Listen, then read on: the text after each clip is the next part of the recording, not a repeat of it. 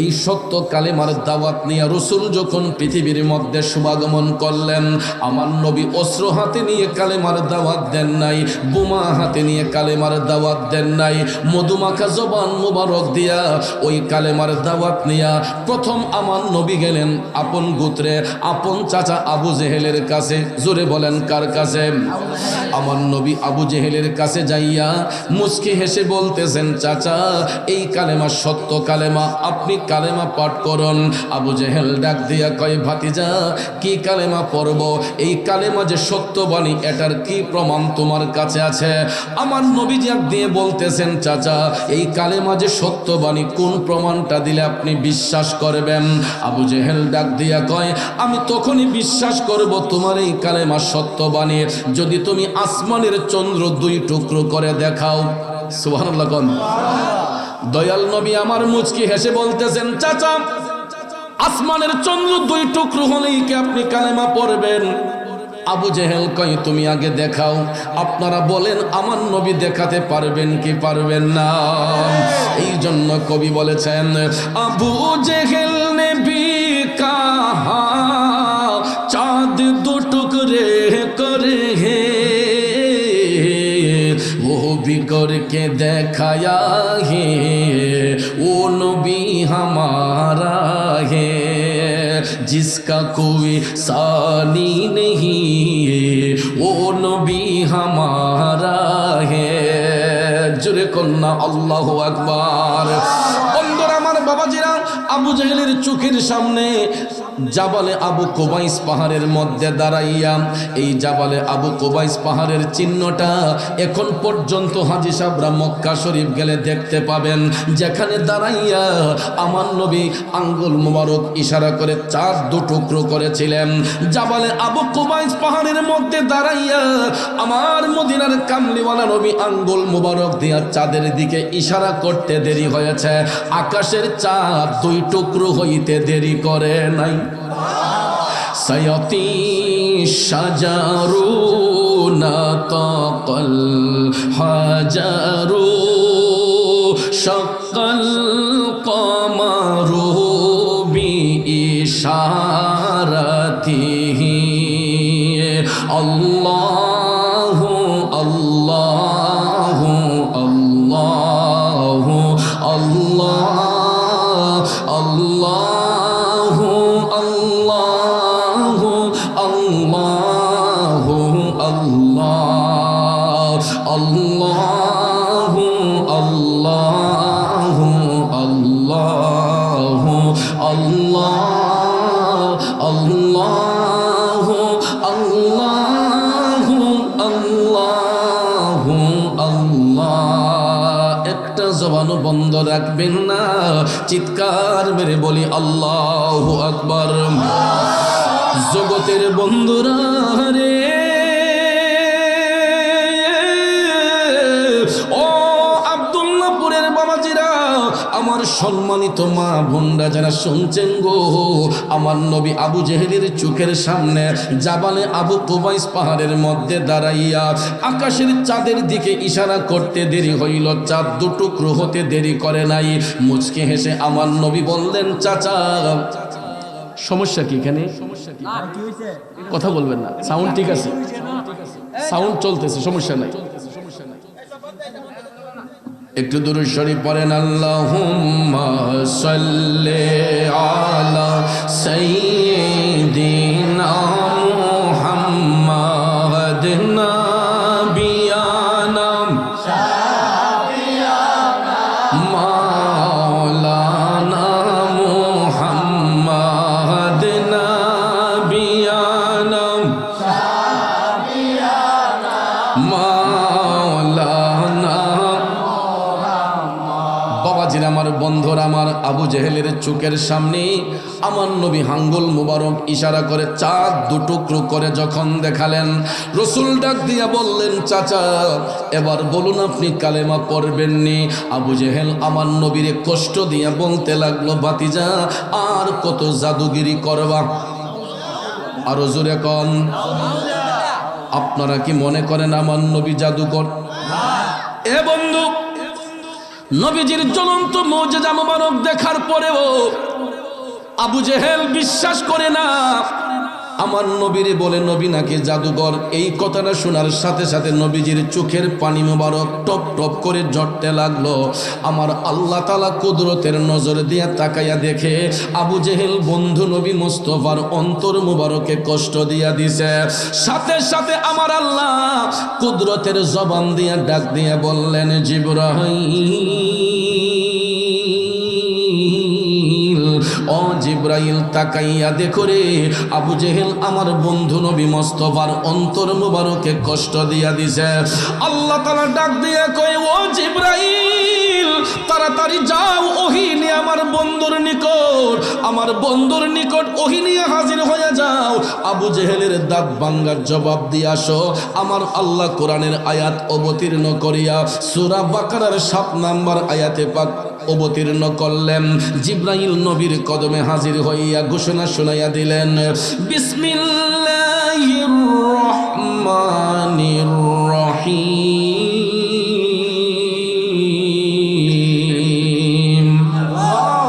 খাতামাল্লাহু আলা কুলুবিহিম ওয়া আলা সামঈহিম ওয়া আলা আবসারিহিম গিশাওয়া। উচ্চস্বরে বলুন ঘোষণাকার। আমার আল্লাহ ঘোষণা দিলেন, খাতামাল্লাহ, আমি আল্লাহ মোহর মেরে দিয়েছি, শিল মেরে দিয়েছি। শুধু আবু জেহেল নয়, কিয়ামত পর্যন্ত আবু জেহেল মার্কা যত মুনাফিক থাকবে, এই জন্য আল্লাহ কয় আলা কুলুবিহিম, সমস্ত মুনাফিকদের অন্তরে, ওয়া আলা সামিহিম, এবং তাদের কর্ণসমূহের মধ্যে, ওয়া আলা আবসারিহিম গিশাওয়া, এবং তাদের দৃষ্টি শক্তির মধ্যে। অর্থাৎ আবু জেহেল মার্কা মুনাফিক যারা হবে, এরা সত্য জিনিসটা চোখ দিয়া দেখবে, কান দিয়া শুনবে, এরপরও অন্তর দিয়া এটা স্বীকার করবে না। যেই কারণে আল্লাহ বলেন, ওয়ালাহুম আযাবুন আযীম।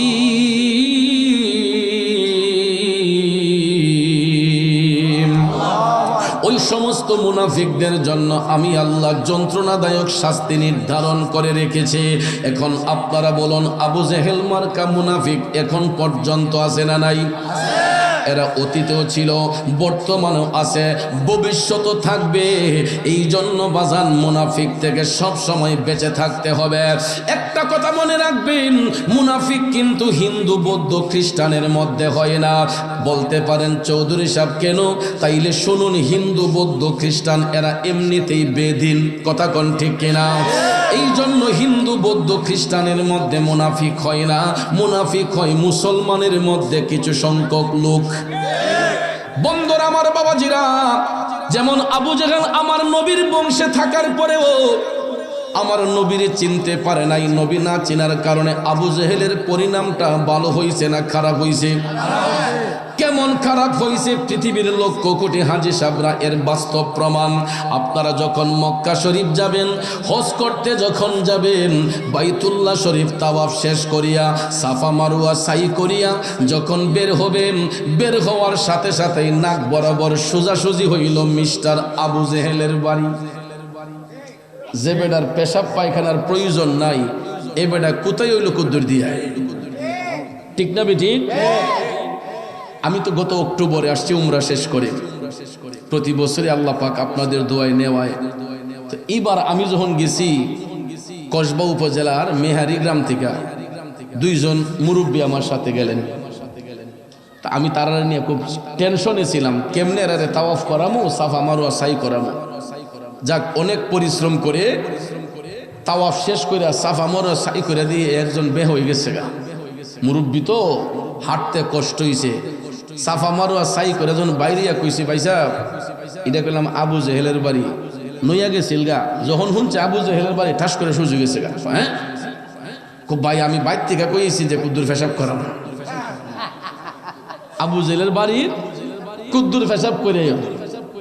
এরপরে দেখলাম যে মুরব্বী দুর্বল আছিল, সবল হয়ে গেছে যখন শুনছি এটা আবু জেহেলের বাড়ি। কারণ আবু জেহেল বিয়াদবে রাসূল, কথা কোন ঠিক কিনা? বিয়াদবে রাসূল যারা নবীর দেখা পাবে না, গোলামে রাসূল হইবে যারা নবীজি তাদের ভুলবেন না। আওয়াজ করে বলুন ঠিক কিনা? এখন বলতে পারেন চৌধুরী সাহেব আপনি দি গোলামে রাসূল বললেন, সারা জীবন দিয়ে শুনলাম আশেকে রাসূল হইবে যারা নবী তাদের ভুলবে না, আপনি গোলামে রাসূল বললেন কেন? কারণ এই কারণে বলেছি, আমাদের মতো অযোগ্য ব্যক্তিদের নামের আগে আশেকে রাসূল কথাটা বেমানান। এ বাজান, আশেকে রাসূল এটা অনেক উপরের দরজার একটা লকব। আমাদের মতো সামান্য অযোগ্য ব্যক্তিদের নামের আগে আশেকে রাসূল কথাটা মানাই না। ডক্টরের ডিগ্রি অর্জন না কইরা কেউ যদি নামের আগে ডক্টর লেখে, এটা কি হাসির কথা না? মানুষে মস্করা করবো, এটা বুয়া ডাক্তার, ঠিক না বে ঠিক? এফআরসিএস না হইয়া নামের আগে এফআরসিএস লেখলে মানুষ হাসবে। এই জন্য ভাইয়েরা আমার, আমাদেরকে তো দয়াল নবী এখনো গোলাম বলেই স্বীকার করেন নাই। আমরা আশেক হইলাম কোন সময় বাজান রে? আশেক রাসূল যিনি হবে একটা মুস্তাহাব আমল পর্যন্ত বাদ দিবে না, কিন্তু আমরা তো ফরজ নামাজ পর্যন্ত কাজা করে ফেলি। আমরা আশেক রাসূল হইব কোন সময়? এই জন্য নবীর গোলামি করতে শুরু করুন। গোলামি করতে করতে অটোমেটিকলি একদিন আশেকের খাতায় নাম এসে যাবে। আর আশেক রাসূল যদি বলতে হয়, আমার নবীর জামানায় থাকার পরেও জাহিরি চোখ দিয়ে কোনোদিন আমার নবীর সরাসরি দেখেন নাই, অন্তরে নবীর ভালোবাসা ছিল, কিন্তু জাহিরি চোখ দিয়ে নবী না দেখার পরেও অন্তরে নবীর প্রেমের কালেকশন ছিল বিদায় আমার নবী ওই আশেক পাগলের জন্য খুশি হইয়া নবী হাদিয়া পাঠাইছে। এখন জানতে ইচ্ছে হয় কিনা সেই আশেকের নামটা কি? ও আশিকুন কা এসা বনে হযরত ওয়াইসুল করনি বনে, হযরত ওয়াইসুল করনি বনে। হযরত ওয়াইসুল করনির কথা তো অবশ্যই আপনারা শুনেছেন, কেমন নবী প্রেমের আশেক ছিল। আর আমরা কেমন আশেক একটু জাস্টিফাই করবেন? বন্ধুরা আমার, বাবাজিরা, উহুদের ময়দানে, উহুদের ময়দানে আমার মায়ার নবী দয়ার নবীর দন্ত মুবারক শাহাদাত বরণ করেছিল। তখন তো বাজান কোনো ইন্টারনেট ছিল না, তখন কোনো ফেসবুক ছিল না, মেসেঞ্জার ছিল না, হোয়াটসঅ্যাপ, ইমো, ভাইবার কিছুই ছিল না। নাকি ছিল? বাজান রে, যখন আমার নবীর দাঁত মুবারক শাহাদাত বরণ করেছি, ওই মুহূর্তে গুগল সফটওয়্যারের আবিষ্কার হয় নাই, কোনো ইন্টারনেটের আবিষ্কার হয় নাই। তখনও আমার আল্লাহ একটা সফটওয়্যার বানাইছিলেন। ওই সফটওয়্যারটা আল্লাহ ফিট কইরা দিছিলেন প্রত্যেকটা আদম সন্তানদের বাম স্তনের 2 আঙ্গুল নিচে। এই সফটওয়্যারের নাম হচ্ছে লতিফায়ে কালব। নাম কি? লতিফায়ে কালব। এটা জন্মের পরে আয়নার মতো পরিষ্কার থাকে। বাজান, যখন নারী পুরুষ সাবালক সাবালিকা হয়, 12 বছর যখন ওভার হইয়া যায়, আমাদের 3 ধরনের নফসানিয়ত আছে। এর মধ্যে একটা নফসের নাম হচ্ছে নফসে আম্মারা। শয়তানের ধোঁকায় পড়িয়া, নফসে আম্মারার ধোঁকায় পড়িয়া মানুষ যখন পাপের দিকে ড্রাইভার হইয়া যায়, পাপ করতে করতে এই কালটা টিক্কার মতো কালো হইয়া যায়। দিল যখন মরে যায়, কাল যখন অন্ধকার হইয়া যায়, তখন মানুষের দিল পাষাণ হইয়া যায়। ওই মানুষ তখন শুধু জাহিরি চোখ দিয়া দেখে, অন্তর চোখ দিয়া দেখে না। আর কাল যদি নূরান্বিত হয়, সাবালক সাবালিকা হওয়ার পরেও ওই কালবের মধ্যে যদি আল্লাহর জিকির থাকে, নবীর জিকির থাকে, আমার মৌলার স্মরণ থাকে, নবীর স্মরণ যদি অন্তরে থাকে, তাইলে এই কাল কোনোদিন অন্ধকার হয় না, এই কাল কোনোদিন টিক্কার মতো কালো হয় না। আর কাল যার পরিষ্কার থাকে, কাল যদি নূরান্বিত হয়, ওই বান্দা চোখ বন্ধ করলে শুধু দুনিয়া নয়, আমার আল্লাহর আরশ পর্যন্ত দেখা সম্ভব হয়। কাল যদি নূরান্বিত হয়, অন্তর চোখ দিয়া শুধু দুনিয়া না, আল্লাহর আরশ পর্যন্ত দেখা যায়। বন্ধু, আমার নবীজির দাঁত মোবারক শাহাদাত বরণ করেছে উহুদের ময়দানে।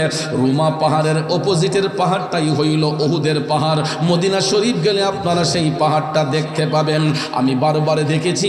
এবং নবীজির দাঁত মোবারক শাহাদাত বরণ করার পরে আমার নবী যেখানে বসেছিলেন উহুদের পাহাড়ে, ওই জায়গার মধ্যে এখনো নবীর হাত মুবারকের ছাপ, পাও মুবারকের ছাপ আছে। কিন্তু বাজান 2017 সালে যখন প্রথম গেছিলাম তখন দেখা সম্ভব হয়েছে। এখন যাইয়া দেখি সিমেন্ট দিয়ে ওই জায়গাটার লেইপা সমান কইরা দিছে যাতে হাজী সাহেবরা গিয়ে ভিন না করে। এখন আর দেখার সুযোগ হয় না। কিন্তু আমার নবীজির হাত মুবারকের ছাপ, পাও মুবারকের ছাপ এখন পর্যন্ত সেই উহুদ পাহাড়ের মধ্যে লাইগা আছে। বন্ধুরা আমার, বাবাজিরা, নবীজির রক্ত মুবারক দাঁত ভেঙ্গে রক্ত মুবারক টপ টপ করে ঝরছিল।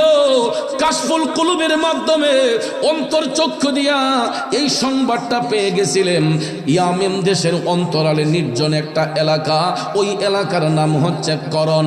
এই করণ দেশে আমার নবীর একটা পাগলা আছে গো। ওই পাগলার নাম হচ্ছে হযরতে ওয়াইস। ওয়াইস তিনি করণ দেশে বাস করার কারণে তাকে বলা হয় ওয়াইস আল কারনী। হযরতে ওয়াইস আল কারণী কাশফুল কুলুবের মাধ্যমে জানতে পারলেন উহুদের ময়দানে আমার নবীর দাঁত মোবারক শহীদ হয়েছে। তিনি কাঁদতে কাঁদতে পেরেশান হয়ে গেছেন, কামতে কামতে বেকার হয়ে গেছেন। ডাক দিয়া ওয়াইস আল কারণী কয়, আমার নবীর না জানি কত কষ্ট হইছে রে। এ যুবক বলেন তো, এই পর্যন্ত আপনারা আমি আপনি কয়দিন কয়বার আমার নবীর কথা মনে কইরা কাঁদছি, কিন্তু নবী কান্দেন মদিনায় আজও উম্মতের মায়ায়। নবী কান্দেন মদিনায় আজও উম্মতের না বলেন। মদিনার কামলিওয়ালা নবী, এখনো মদিনার কামলিওয়ালা নবী উম্মতি উম্মতি বলে কান্দে।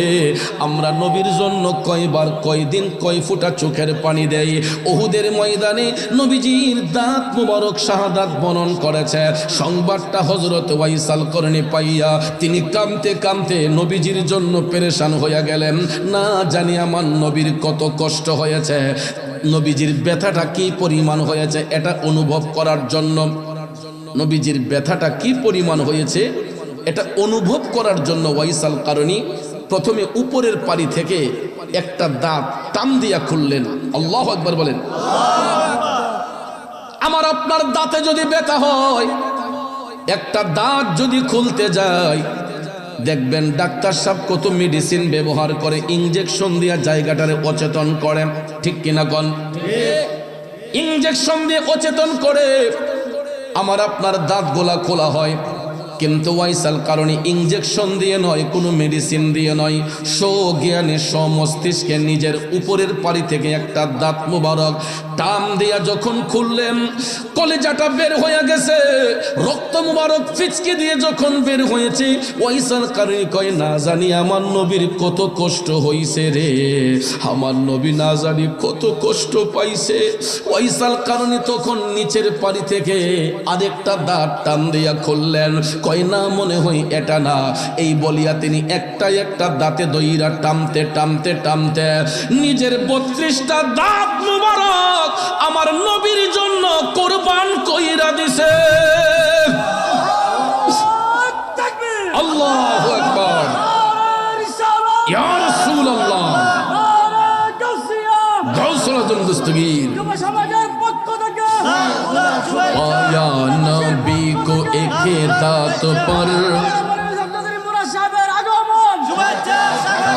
पाया नबी को एक दात पर, उनको 32 घराना खुलोगी खुलोगी। इसके नबी दिल में पैदा करो, क्या रसूल खुदा को भूलोगी भूलोगी। এ নবীর প্রেমিকেরা এবার চিন্তা করে দেখেন বাজান, যেই আশেক যেই প্রেমিক আমার নবীজির একটা দাঁত মুবারকের সংবাদ পাইয়া নিজের 32টা দাঁত মুবারক টাইনা টাইনা খুলতে পারে গো, ওই আশেকের সিনার মধ্যে আমার নবীর ভালোবাসা কি পরিমাণ থাকতে পারে আপনাদের বিবেকের মধ্যে ছেড়ে দিলাম। আসুন এবার মূল আলোচনায় যাই। আমার নবীজি 63 বছর জিন্দেগি কাল মোবারক কাটানোর পরে শেষ প্রান্তে যখন আসলেন, প্রতিদিন আমার নবী আসরের নামাজ পড়ে আসহাবে সুফার মধ্যে বৈশা সাহাবায়ে কেরামের উদ্দেশ্যে নুরানি তালিম দিতেন। কি দিতেন? প্রতিদিন আমার নবী আসরের নামাজ শেষে আসহাবে সুফা, আপনারা যারা উমরা করেছেন, হজ করেছেন, মদিনা শরীফ যারা গিয়েছেন, রিয়াজুল জান্নাতে যখন ঢুকেছেন, রিয়াজুল জান্নাতে ঢুকতেই হাতের দরজা দিয়ে ঢুকতেই হাতের বাম পাশে, আর যদি সামনে যান পিছন দিকে বাম পাশে দেখবেন একটু উঁচু জায়গা আছে, এই জায়গাটাকে বলা হয় আসহাবে সুফা। কি বলা হয়? আসহাবে সুফা। আমার নবী প্রতিদিন এখানে বাদে আসর সাহাবায়ে কেরামের উদ্দেশ্যে তালিম দিতেন। হঠাৎ একদিন মাজলিসের মধ্যে বসা হযরতে উমর রাদিয়াল্লাহু তাআলা আনহু, হযরতে আলী রাদিয়াল্লাহু তাআলা আনহু সহ অন্যান্য সাহাবায়ে কেরাম মনোযোগ, আমার নবীজির শরীর মুবারকের জুব্বা মুবারক খানা নূরে জল করতেছে। আপনারা বলেন তো পৃথিবীর মধ্যে এর চাইতে দামি পোশাক আর আসেনি? থাকতে পারেনি। পৃথিবীর সবচাইতে দামি পোশাক মুবারক আমার নবীর পোশাক মুবারক, ঠিক কিনা বলেন? নবীজির জুব্বা মুবারক খানা নূরে জল করতেছে। হঠাৎ করে হযরতে উমর রাদিয়াল্লাহু তাআলা আনহু দাঁড়াইয়া আমার নবীকে সালাম দিলেন, আসসালাতু ওয়াসসালামু আলাইকা ইয়া রাসূলুল্লাহ। নবী গো,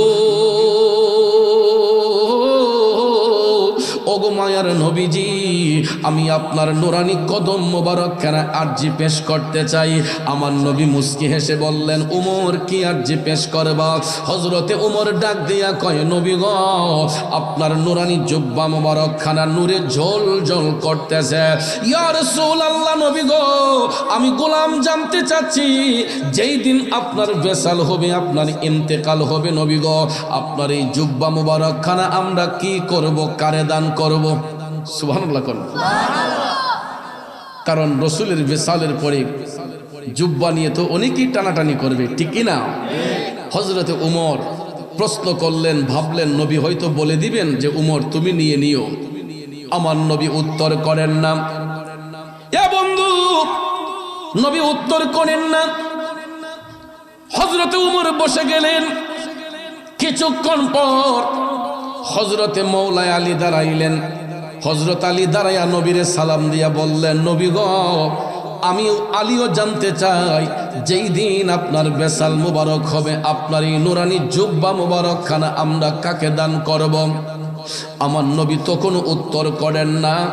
একটু পরে দেখা যায় নবীজির চোখের পানি মুবারক টপ টপ করে ঝরতেছে। আমার নবী যখন কান্না শুরু করে দিলেন, সাহাবায়ে কেরাম সবাই মিলে ডাক দিয়া কয়, নবী গো, আমরা গোলামরা কি কোনো কারণে আপনার কষ্ট দিয়া দিছে? আমার নবী ডাক দিয়া কয়, না না, ও আমার সাহাবারা, তোমরা কখনো আমি রাসূলকে কষ্ট দিতে পারো না। তখন হযরতে ওমর ডাক দিয়া কয়, নবী গো, তাইলে আপনারে তো কোনোদিন এই রকম ভাবে কান্না করতে দেখি নাই। নবী গো, আপনি কান্না করছেন কেন? কোনোদিন তো আপনাকে এইভাবে কান্না করতে দেখি নাই। আমার নবী ডাক দিয়া কয়, উমর, আমি এই মুহূর্তে আমার একটা পাগলার কথা স্মরণ কইরা কাঁদতেছি। হযরত উমর ডাক দিয়া কয়, নবী গো, কে সেই ভাগ্যবান পাগল যার জন্য দয়াল নবী চোখের পানি ছেড়ে কান্দে? ইয়া রাসূলুল্লাহ, নবী গো, কে সেই ভাগ্যবান লোকটা যার জন্য দিনের নবী কান্দে? আমার নবী তখন বললেন, উমর, আমার ওই পাগলার নাম হচ্ছে হযরতে ওয়াইস। নাম কি? হযরতে ওয়াইস। সাহাবায়ে কেরাম বললেন, ইয়া রাসূলুল্লাহ, কোনদিন তো এই নাম শুনি নাই। আমার নবী বলছেন, শোনার কথাও না। সাহাবায়ে কেরাম বললেন, নবী গো, উনি থাকে কোথায়? তখন নবী বলছেন, ইয়ামেন দেশের অন্তরালে ছোট্ট একটা এলাকা করণ দেশে আমার এই পাগল ওয়াইস বসবাস করতেছে। এই কথা শোনার পরে আল্লাহর হাবিব বলতেছেন, ওমর, আমি নবীর বেসাল যেদিন হবে, ইন্তেকাল যেই দিন হবে, তোমরা কেউ আমার জুব্বা নিয়ে টানাটানি করবা না। কি করবা না? কারণ নবীর জুব্বা পাওয়ার জন্য কে না চায়? সবাই তো চাইবে এটা নিয়ে নেওয়ার জন্য। এই জন্য আমার নবী বলছেন, ওমর, আমার বিশালের পরে তোমরা কেউ আমার জুব্বা নিয়ে টানাটানি করবে না। যদি সুযোগ সময় হয়, কোনোদিন যদি ইয়ামেন দেশে যাওয়া হয়, তাইলে আমার পক্ষ থেকে আমার পাগল ওয়াইসকে যদি দেখো, আমি নবীর পক্ষ থেকে তাকে সালাম দিবা, আর আমার গুনাহগার উম্মতের জন্য একটু দোয়া করতে বলবা। চিন্তা করেন কেমন প্রেমের কালেকশন মৌলার সাথে ওয়াইস আল কারণী ফিট করে রাখছে। দয়াল নবী বলতেছে যে আমার পাগল ওয়াইসকে বলবা সে যেন আমার উম্মতের জন্য আল্লাহর কাছে দোয়া করে। এরপরে রাসূল বলেছেন, আমার এই জুব্বাখানা আমার পাগল ওয়াইসকে আমি নবীর পক্ষ থেকে তোমরা হাদিয়া দিয়ে আসবা। নবীর প্রেমে পাগল হলে, নবীর প্রেমে পাগল হলে আল্লাহ তাআলা খুশি। নবীর দরুদ পড়হ দিবানিশি, নবীর দরুদ পড়হ দিবানিশি। খারাপ লাগে ভাইয়ের আমার, গভীর মনোযোগ মনোযোগ। এই কথা শোনার সঙ্গে সঙ্গে হযরতে উমর ডাক দিয়া বললেন, নবী গো, আমরা না হয় সেখানে গেলাম, এই নামের তো অনেক লোক এই গ্রামে থাকতে পারে, আপনার পাগল ওয়াইসকে আমরা চিনব কেমন করে? কথা ঠিক কিনা? ইয়া রাসূলুল্লাহ, আমরা তো ওয়াইস নামের ব্যক্তির কোনোদিন দেখি নাই, ওই এলাকার মধ্যে তো এই নামের আরো অনেক লোক থাকতে পারে, আপনার পাগল ওয়াইসকে আমরা চিনব কেমন করে? আপনারা বলেন আমার নবী চিনাতে পারবেন কিনা?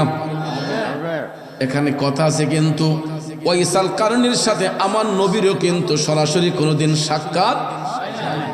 এমত অবস্থায় সাহাবায়ে কেরাম বললেন, নবী গো, আপনার পাগল ওয়াইসকে চিনব কেমনে? এই নামের তো অনেক লোক সেখানে থাকতে পারে। আব্দুল্লাহপুর একটা গ্রাম, উত্তর পাড়ায় যদি একজন আব্দুল করিম থাকে, দক্ষিণ পাড়ায় থাকতে পারে না? একটা গ্রামে একই নামের অনেক লোক থাকতে পারে, ঠিক কিনা বলেন? সাহাবায়ে কেরাম বললেন, নবী গো, আপনার পাগল ওয়াইসকে তো কোনোদিন দেখি নাই, আমরা তাকে চিনব কেমন করে? এখন নবীর সাথে সরাসরি সাক্ষাৎ হয় নাই। এমত অবস্থায় সাহাবায়ে কেরাম প্রশ্ন করলেন, নবী গো, আমরা তারে চিনব কেমনে? এখন আপনারা বলুন, আমার নবী চিনাতে পারবেন কি পারবেন না? এই ক্ষমতা রাসূলকে আল্লাহ দিছে কি দিছে না? এ বন্ধু, আমার নবী কেমনে চিনায়? রাসূল বললেন, উমর, তোমরা যদি সেখানে যাইয়া এই নামের কোন ব্যক্তিকে খুঁজে পাও, এত সহজে সে তার নাম পরিচয় তোমাদেরকে দিবে না, কিন্তু তোমরা দেখবা তার ডান হাতটা মুঠ করা থাকবে, আর হাতের মুঠটা যদি খুলতে পারো, দেখবা তার হাতের মধ্যে সাদা একটা দাগ আছে। নবীর কথা সত্য না মিথ্যা? কারণ সত্যের দাওয়াতে দিলেন নবীজি, আমরা সত্যের দাওয়াতে দিলে আল্লাহ পাক রাজি। আল্লাহকে রাজি করে সঠিক প্রেমিক হও, নবী তুমি আমার হয়ে যাও। আমি তোমার, তুমি আমার, আমি তোমার, তুমি আমার, একবার কথা দাও, নবী তুমি আমার হয়ে যাও। তোমায় ভালোবাসি হৃদয়ের টানে, মন বসে না কোনো কাজে নবী বিহনে, ঠিক কিনা কন? শুনতে খারাপ লাগে বাজান? ভাত খাইলে, ফল খাইলে পেটের ক্ষুধা নিবারণ হয়, আর আল্লাহ নবীর শান গাইলে আশেকদের রুহের ক্ষুধা নিবারণ হয়। এই জন্য মাঝে মাঝে শান চলবে কি চলবে না? আমরা তো পেটের ক্ষুধা নিবারণ করে আসছি, এখন রুহের ক্ষুধাও তো নিবারণ করতে হবে। এই জন্য কবি কয় তোমায় ভালোবাসি হৃদয়ের টানে, মন বসে না কোনো কাজে নবী বিহনে। গুনাহগার উম্মত ডাকি, গুনাহগার উম্মত ডাকি, একবার ফিরে চাও নবী তুমি আমার হয়ে যাও।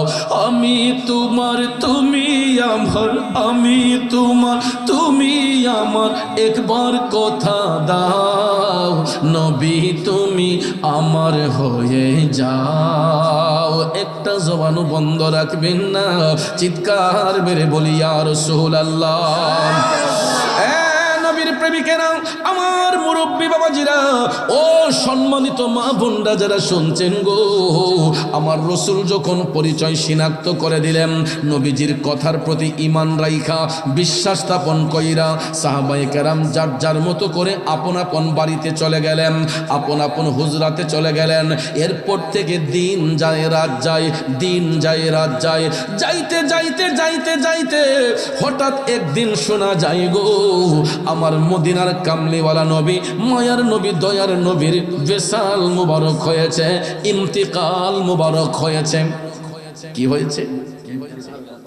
এখন কি আমার নবীরে মরা নবী বলবেন? মরা না জিন্দা? এখন কেউ যদি প্রশ্ন করে রসুল যদি জিন্দা হয়, তাইলে জিন্দা নবীর আবার ইন্তিকাল হয় কেন? এই রকম আবেগ ইমোশনাল কথা বলে সাধারণ মানুষদের ঈমান গোলাকে ব্ল্যাকমেইল করা হয়। সাধারণ পাবলিকদেরকে অনেকে এই রকম আবেগপ্রবণ কথা বইলা ইমোশনাল হিট দিয়া আমাদের ঈমান ধ্বংস করে। কয় রসুল যদি জিন্দা নবী হয়, তাইলে জিন্দা নবীর আবার ইন্তেকাল হয় কেমনে?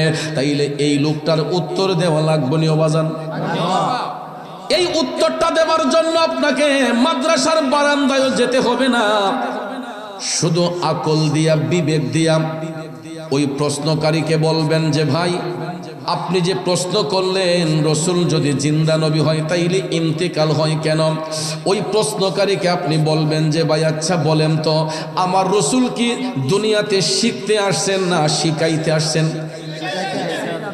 হ্যাঁ, আল্লাহ ব্যতীত আমার নবীর কোন শিক্ষক এই পৃথিবীতে আছে? কথা বলেন, থাকতে পারে? কারণ ভাইয়ার আমার, শিক্ষক কেমন ছাত্রটা কেমন দেখেন। শিক্ষকের উপাধি হলো রব্বুল আলামিন, ছাত্রের উপাধি হলো রাহমাতাল লিল আলামিন। কেমন শিক্ষক কেমন ছাত্র রে বাজান? শিক্ষকের উপাধি হলো রব্বুল আলামিন, ছাত্রের উপাধি হলো রাহমাতাল লিল আলামিন। অন্য কোন নবীর উপাধি রাহমাতাল লিল আলামিন? একমাত্র আমাদের নবীর উপাধি হলো রাহমাতাল লিল আলামিন। এখন আলামিন শব্দের অর্থ হলো, এটা বহু বচন শব্দ, আলাম দ্বারা একটা জগৎরে বোঝানো হয়, আর আলামিন শব্দের অর্থ হচ্ছে কুল কায়নাত, কুল কায়নাতের বিশ্বাসী। সুবহানাল্লাহ কোন? আল্লাহ হচ্ছেন রব্বুল আলামিন, গোটা জাহানের পালন কর্তা, আর আমার রসুল হচ্ছেন গোটা জাহানের রহমত। এই জন্য ওনার উপাধি হলো রাহমাতাল লিল আলামিন। এখন প্র্যাকটিক্যালি আসুন, রাব্বুল আলামিন লিখতে আরবি যতটা অক্ষর লাগে, রাহমাতাল লিল আলামিন লিখতে আরবি ততটা অক্ষর লাগে। বাজান, লা ইলাহা ইল্লাল্লাহ কালেমা লিখতে আরবি যতটা অক্ষর লাগে, মুহাম্মদুর রাসূলুল্লাহ লিখতে আরবি ততটা অক্ষর লাগে, মক্কাতুল মুকাররমা লিখতে আরবি যতটা অক্ষর লাগে, মদিনাতুল মুনাওয়ারা লিখতে আরবি ততটা অক্ষর লাগে, মসজিদ লিখতে যতটা অক্ষর লাগে, মাদ্রাসা লিখতে আরবি ততটা অক্ষর লাগে।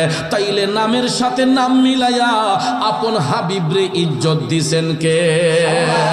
এই জন্য কবি বলছেন, রাসূল আমরা তোমায় না চিনিলে তোমার কি আসে যায়, দোনো জাহান নবীজির নূরি কদমে ঝুকায়, দোনো জাহান নবীজির নূরি কদমে ঝুকায়। ঠিক কিনা বলেন?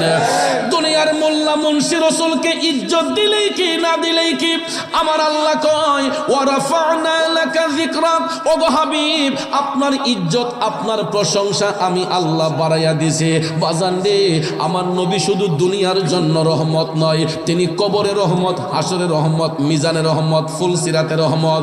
আল্লাহর সৃষ্টি জগতে যতটা জগৎ সমূহ আছে, যেখানে আল্লাহ রাব্বুল আলামিন, সেখানে আমার নবী রহমাতাল লিল আলামিন। অর্থাৎ আল্লাহর কুদরতি গোপন ভান্ডারে যত গোপন তত্ত্ব আছে, আমার আল্লাহ সব কিছু আপন হাবিবরে শিখাইয়া বুঝাইয়া জানাইয়া জগৎবাসীর শিক্ষা দেওয়ার জন্য রহমাতাল লিল আলামিন নবীরে পৃথিবীতে আল্লাহ পাঠিয়েছেন। ঠিক কিনা বলেন? এই জন্য রাসূল শিখাইতে আসছেন, শিখতে আসেন নাই। আমরা যে দুনিয়াতে চিরস্থায়ী নয়, এই কথাটা রাসূল আমাদেরকে শিখাইবার জন্য। কুল্লু নাফসিন যায়িকাতুল মাউত, প্রত্যেক আত্মাকেই মৃত্যুর স্বাদ গ্রহণ করতে হয়। একমাত্র ওই জিনিসটা শিখাইবার জন্য, বুঝাইবার জন্য আমার নবীর বিশাল হয়েছে, ইন্তেকাল হয়েছে। এখন পার্থক্যটা কোন জায়গায়? পার্থক্যটা হলো, আমি আপনি যদি মারা যাই, মসজিদের মাইকে এলান করা হয় জানাজার নামাজের, ওই মৃত ব্যক্তিকে জানাজার মাঠে আনা হয়, ইমাম সাহেবের ইমামতির মাধ্যমে মুক্তাদির উপস্থিতিতে জানাজার নামাজ সম্পন্ন করিয়া ওই মৃত ব্যক্তিকে আমরা কবরে দাফন করি। রাসূল যদি মরা নবী হইতেন, আমার নবীরও তো জানাজা হওয়ার কথা ছিল। ঠিক না ঠিক? নীল আকাশের নিচে এমন কোন মায়ের সন্তান সহিহ সনদে যদি একটা দলিল দিয়ে প্রমাণ দিতে পারে যে নবীর ইন্তেকালের পরে জানাজার নামাজ পড়াইছেন অমুক ইমাম সাহেব, আমি মুরাদ চৌধুরী নগদ 20 লক্ষ টাকার একটা ঘোষণা দিয়া গেলাম বাজান, ওই মৌলভী সাহেবরে 20 লাখ টাকা পুরস্কার দেওয়া হবে। বলবেন হুজুর 20 লাখ টাকা দিবেন কইতে? ব্যাংকে যদি নাও দিতে হয়, সাথে তো একটা গাড়ি আছে রে বাজান। ঠিক না ঠিক? এত সাহস কেন করছে জানেননি? কারণ আমার 20 পয়সাও দিতে হবে না, মৌলভী সাহেব একটা দলিলও দিতে পারবে না। কারণ পৃথিবীর মধ্যে এমন কোন যোগ্য সম্পন্ন ইমাম আল্লাহ সৃষ্টি করে নাই যে আমার নবীর আগে গিয়া জানাজা পড়াইব। আছে ইমাম? কারণ আমার নবী হচ্ছেন ইমামুল আম্বিয়া, সমস্ত নবীদের ইমাম। আমার নবী সমস্ত নবীদেরও ইমাম, এই জন্য উনি হচ্ছেন ইমামুল আম্বিয়া। পৃথিবীতে এমন কোন যোগ্যতা সম্পন্ন ইমাম সাহেবের জন্ম হয় নাই যে আমার নবীর জানাজার নামাজ পড়াইবে। কারণ রাসূল মরা নবী হইলে না জানাজা হইতো। নবী তো আমাদেরকে শিক্ষা দিয়েছেন যে আমরা দুনিয়াতে চিরস্থায়ী নয়, আমি আপনি দুনিয়া ছেড়ে অন্ধকার কবরে যাব, আর ওই কবরে যাইলে আমার আপনার সওয়াল জবাব হইব। কিন্তু বাজান, আমরা এমন নবীর উম্মত, ওই নবী দুনিয়াতে যেমন রহমত, কবরও আমার নবী রহমত। নবীর সুপারিশ ছাড়া কোনো ব্যক্তি জান্নাতে যেতে পারবে না। কারণ কবরের মধ্যে মৃত ব্যক্তিরে যখন রাখা হয়, তখন দেখবেন আমরা বলি বিসমিল্লাহি ওয়া আলা মিল্লাতি রাসূলিল্লাহ। কথা কোন ঠিক কিনা? তাইলে রাসূল যদি মরা নবী হইতেন, কবর দেশে কবরবাসীকে আমরা কার হাওলায় দিয়ে আসি? বিসমিল্লাহি ওয়া আলা মিল্লাতি রাসূলিল্লাহ, আমার নবীর উপর সুপর্দ কইরা দিয়ে আসি। কথা কোন ঠিক কিনা? এই জন্য বাজান, আমার নবী হায়াতুন নবী, জিন্দা নবী। এই জন্য নবীর বেসাল মানে আমাদের মতো মরা না, আমার নবী হায়াতুন নবী, জিন্দা নবী। যাক, সেই দিকে গেলে আলোচনা লম্বা হয়ে যাবে, মূল কথাই চলে যায়। আমার নবীর বেসাল মুবারকের পরে এখন ওসিয়ত পালনের জন্য, ওসিয়ত পালনের জন্য আমার নবীর ইন্তেকাল মুবারকের পরে ওসিয়ত পালনের জন্য নবীজির জুব্বা মুবারকখানা ভাঁজ করিয়া হযরতে ওমর যখন হযরত আলীরে লইয়া ইয়ামেন দেশে সফরে যাইবেন। কোন দেশে?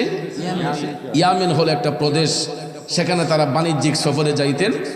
তো হযরতে ওমর মৌলা আলীকে সাথে নিয়ে ইয়ামেন দেশে যাইবেন। তখন ভাবলেন জুব্বাখানা সাথে নিয়ে নেই, তখন জুব্বাখানা ভাঁজ করে সাথে নিয়ে তারা ইয়ামেন দেশে উপস্থিত হলেন। এখন বাজান, ইয়ামেন তো একটা প্রদেশের নাম, ছোট্ট একটা এলাকার নাম করল।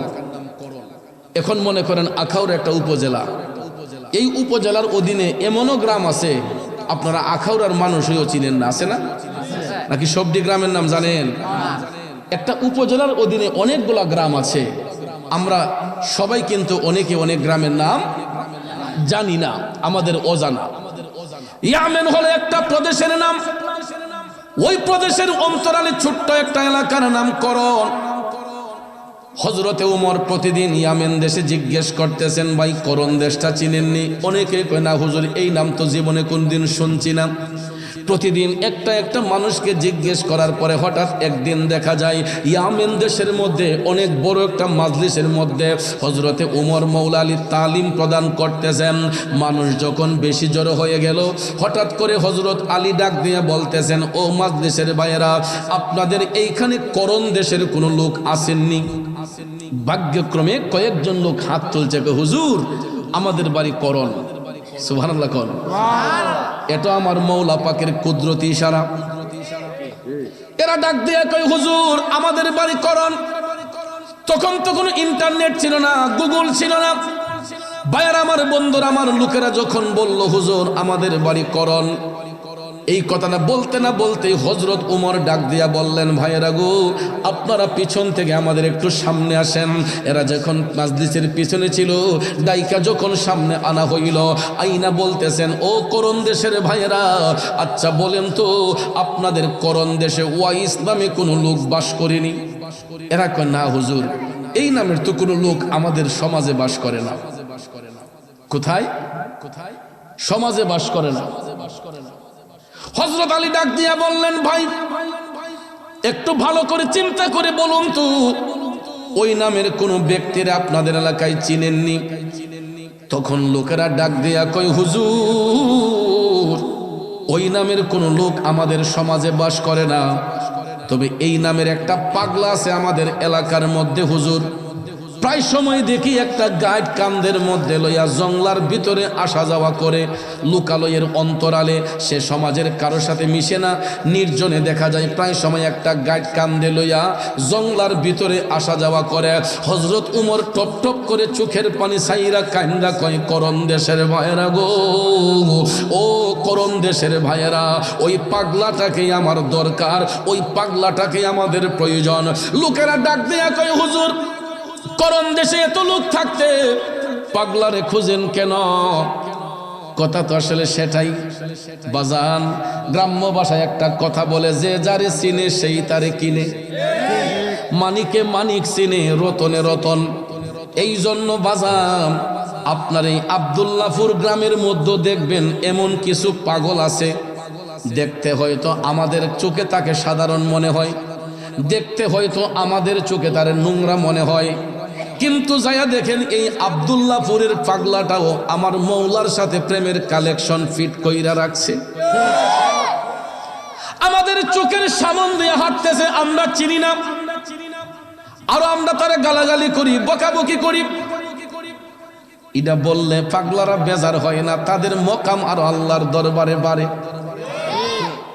বাজার, এই পাগলাদেরকে নিয়ে কখনো মন্তব্য করবেন না। দেখবেন আমাদের সমাজে এখনো কিছু পাগল আছে যাদের খাবারের প্রয়োজন মনে করে না, কাপড় চোপড়ের প্রয়োজন মনে করে না, বস্ত্রের প্রয়োজন মনে করে না, বাসস্থানের প্রয়োজন মনে করে না। এরা দেখবেন ফেরারি হইয়া আউলা কেসে পাগল বেশে, এরা দেখবেন লোকালয়ের অন্তরালে দুনিয়ার মানুষের সাথে মিশে না, এরা দেখবেন নোংরা সাইজা নির্জনের মধ্যে বসবাস করে। ঠিক কিনা বলেন? এরা দেখবেন আমরা যাতে ডিস্টার্ব না করি, এই জন্য ওই পাগলগুলা নোংরা সাজা থাকে। কথা বলেন ঠিক না? কিন্তু এত নোংরা সাজার পরেও দেখবেন আমাদের দেশের মধ্যে কিছু কিছু ইউটিউবার আছে, গিয়া আর কিচ্ছু পায় না, ভিউয়ার্স বাড়াইবার লেগা, ফলোয়ার বাড়াইবার লেগা এই পাগলা নিজেকে ডিস্টার্ব করে। এ বন্ধু, ওই পাগলা তো আপনার কেল্লাই বাড়ি দেয় নাই, ওই পাগলা তো আপনার ঘরের ভাত খাইরা আনে নাই, ওই পাগলা তো আপনার ঘরে গিয়া ঝগড়া লাগাই নাই, বরঞ্চ সে তার আপন সংসার বিরাগী হইয়া মওলাকে তাল্লাশ করতে যাইয়া ফেরারি হইয়া আউলাকে সে পাগল বেশে ঘুরতেছে। সে তার ধ্যানে আছে, আমরা কেন তাকে ডিস্টার্ব করি? এটা কোন পরিস্থিতি পাইলেন, কোন সামাজিকতা পাইলেন? এগুলার নাম ভদ্রতা না। কিছু কিছু মজ্জুব পাগল আছে, মাজনুন যারা, এরাও কিন্তু আল্লাহর ওলি। খালি বই পড়লেই ওলি হয় না মিয়া, লেবাস গুমটা সুন্দর হলি ওলি হয় না। ওলির প্রকারভেদ আছে বাজান। ওলি দুই প্রকার, এক নম্বর হচ্ছে ওলিয়ে তাশরিঈ, আরেকটা হচ্ছে ওলিয়ে তাকভিনী। তাশরি ওলি বলা হয় যারা মাদারজাত ওলি, মার পেট থেকে যারা ওলি হইয়া বের হয় এদেরকে বলা হয় ওলিয়ে তাশরি, যেটার মধ্যে অটল হচ্ছেন হুজুর গাউসে পাক আব্দুল কাদের জিলানী, খাজা মঈনুদ্দিন চিশতি। এইরকম উঁচু মাপের ওলি আল্লাহ যারা, এরা হচ্ছে মাদারজাত ওলি। সুবহানাল্লাহ বলেন। এরপরে আবার ওলিয়ে তাকভিনের মধ্যে স্তর আছে। কিছু হচ্ছে শরঈ জ্ঞান লাগবে, তাসাউফের জ্ঞান লাগবে, এলমে লাদুনির দ্বারাতে যারা আউলা কেশে পাগল বেশি ঘুরে, এরাও কিন্তু আল্লাহর ওলি। সুবহানাল্লাহ বলেন। মনোযোগ মনোযোগ, এই দিকে গেলে আমার কথা লম্বা হয়ে যাবে, অনেক লম্বা আলোচনা। বাজান আমার সেই দিকে যাব না। লোকেরা ডাক দেয়া কয়, হুজুর এত লোক থাকতে পাগলারে খুঁজেন কেন? হযরত উমর কই, এই পাগলাটাকে আমাদের দরকার, একটু নিয়ে যাবেননি? কই হুজুর আমরা নিয়ে যেতে পারবো, কিন্তু পাগলা তো জংলার ভিতরে থাকে। হযরতে উমর বলতেছেন, এই জংলা পর্যন্ত আমাদেরকে পৌঁছাইয়া দিবেন? কই ঠিক আছে হুজুর, আজকে তো আর যাওয়া যাবে না, সন্ধ্যা হয়ে গেছে, আগামীকাল বাদ ফজর আমরা রওনা হইব। সত্যি সত্যি পরের দিন সকালবেলা হযরতে উমর শেরে খুদা মৌলায় আলী করণ দেশের বাইদের সঙ্গে রওনা হইয়া তারা যখন এই করণ দেশের উদ্দেশ্যে রওনা হইলেন, যাইতে যাইতে যাইতে যাইতে গো, এরা যখন করণ দেশের মধ্যে গিয়া উপস্থিত হয়েছে, জংলার পারে গিয়া কই, হুজুর আমাদেরকে বিদায় দেন, আমরা আর ভিতরে যেতে পারবো না। কই কেন? কই হুজুর আমাদের এলাকার কোনো মানুষ এই জঙ্গলের ভিতরে যায় না, হিংস্র প্রাণীর ডরে। কিসের ডরে? জংলার ভিতরে থাকে বাঘ, সিংহ, হিংস্র প্রাণী। কথা কোন ঠিক কিনা? এই জন্য আমরা জংলার ভিতরে যাই না। কিন্তু যারা আল্লাহর প্রেমে পাগল হয়, এরারে জংলার বাঘেও খায় না। কথা কোন ঠিক কিনা? আল্লাহর প্রেমে পাগল যারা হয়, এদেরকে জংলার বাঘেও খায় না। এই জন্য কবি বলেছেন, ওরে আল্লাহর পাগল যাহারা, ঘর বাড়ি সারা, ঘুমায় না তারা প্রেমেরই কারণ, দমে দমে আল্লাহ বসিয়া নিরালা, জপিলে হবে রে তোর মন উজালা। আরে ভাই জপ কোনো চিন্তা রবে না, দূর হইয়া যাবে রে কলবের ময়লা। ও ভাই পীর ফকির যাহারা, দালান কোটা সাহারা, পীর ফকির যাহারা, দালান কোটা সাহারা, জিকির বানাইলো তারা গলার মালা, দমে দমে আল্লাহ বসিয়া নিরালা, জপিলে হবে রে তোর মন উজালা। কষ্ট হচ্ছে আমার বাজানরা, গভীর মনোযোগ। লোকেরা কয়, হুজুর আমরা ভিতরে যেতে পারবো না।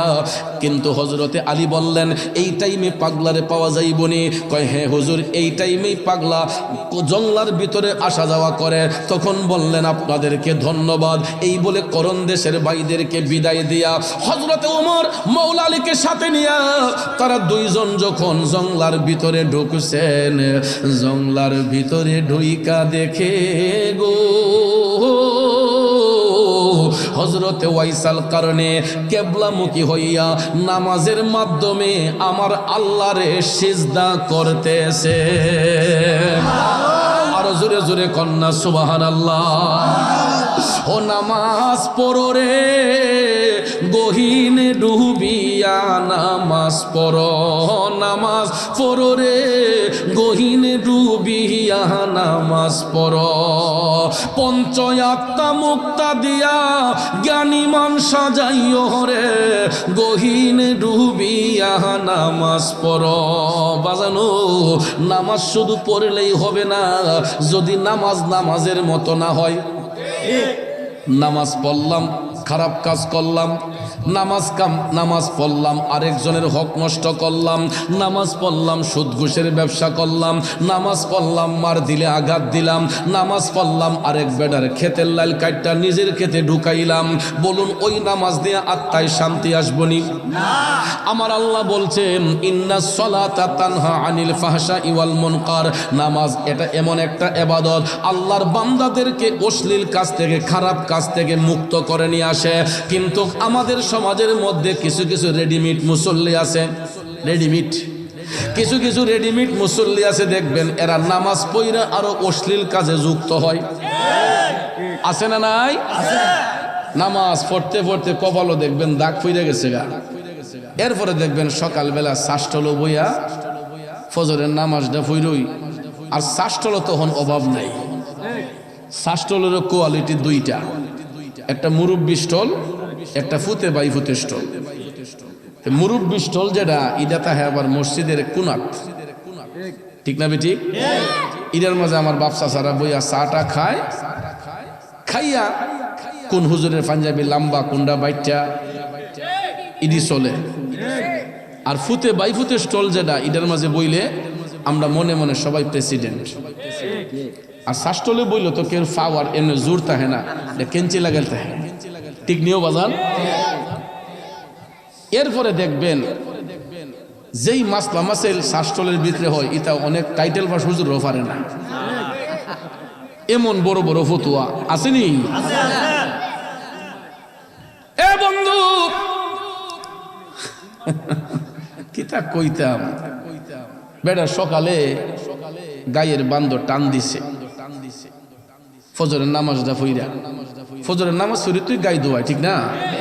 টান দিয়া যখন দেখছে দুধটা গণ, ঠাস করে কয় বাজারে নেওয়ার আগে আদাসের পানি মিশাইলাই। আদাসের পানি মিশাইয়া দেখবেন হাজির রুমাল মাথা দিয়া বালতিলা লইয়া খুব সুন্দর চাদর দিয়া সুবহানাল্লাহ আলহামদুলিল্লাহ রাস্তা দিয়ে যাইতেছে, মোহ আল্লাহর জিকির। মানুষ তো মনে করে মনে আল্লাহ আলী আসমানের ফেরেশতারা এই মাত্র পাঠাইছি। বাজারে নেওয়ার পরে মিটার দিয়া যখন চেক দিছে, ওমাগো দেখে এটার মাঝে পানি, তখন দুধটা কিতা করে একদম ডাইরেক্ট কেল্লা। বাবাজিরা আমার, এটা কিসের নামাজ পড়লেন?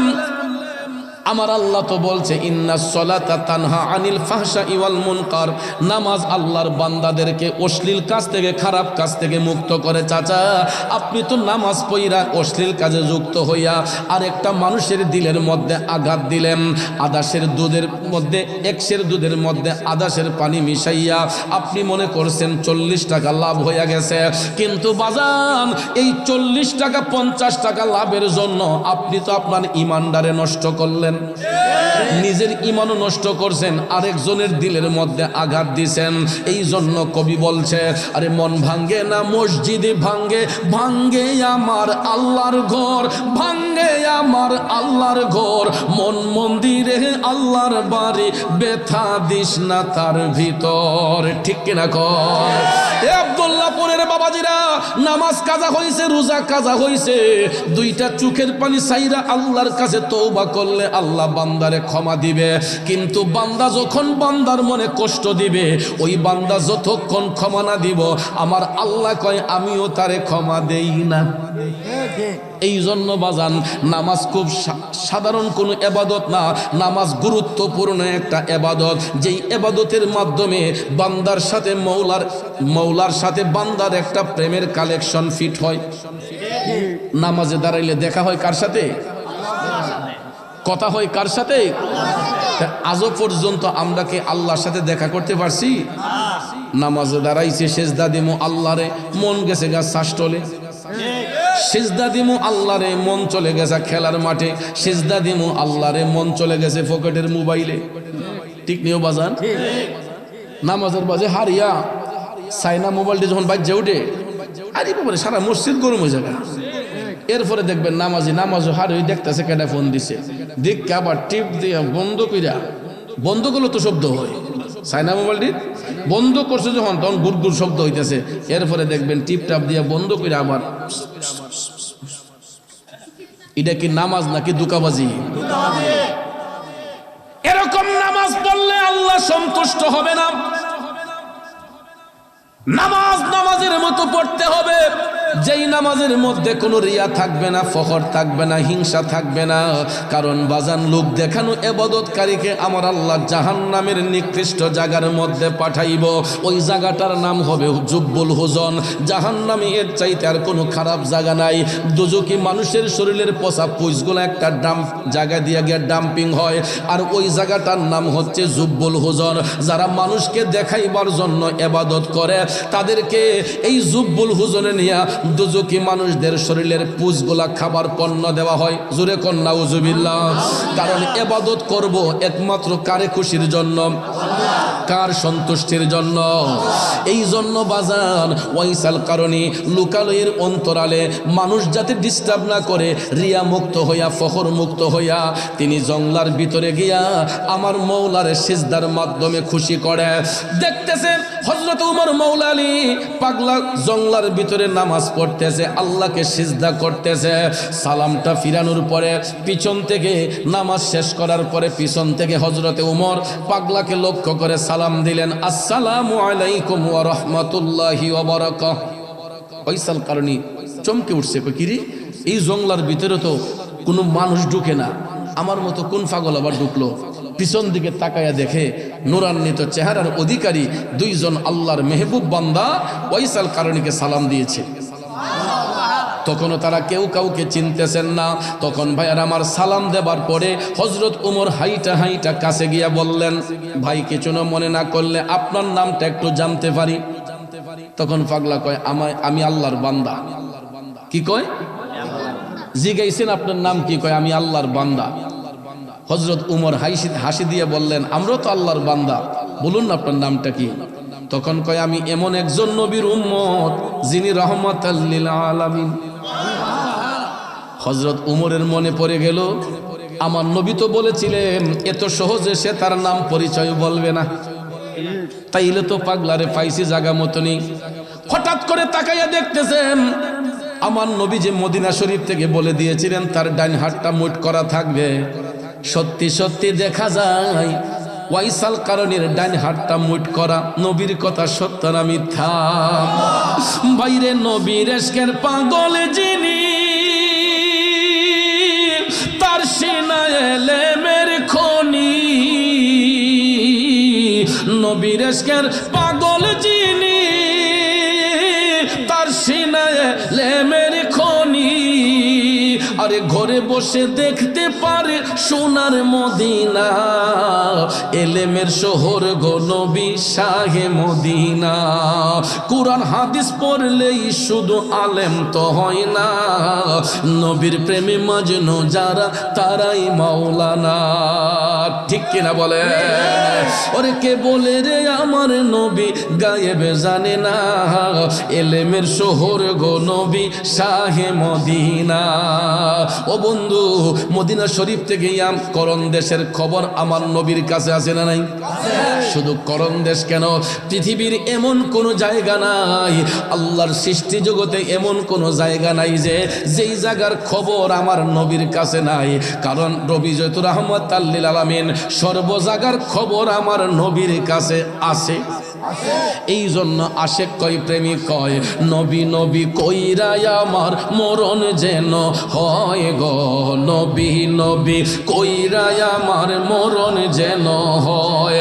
ভাইরে ওই মরণে পাইব শান্তি, ওই মরণে পাইব শান্তি, থাকবে না রে ভয়। নবী নবী কইরা আমার মরণ যেন হয় গো।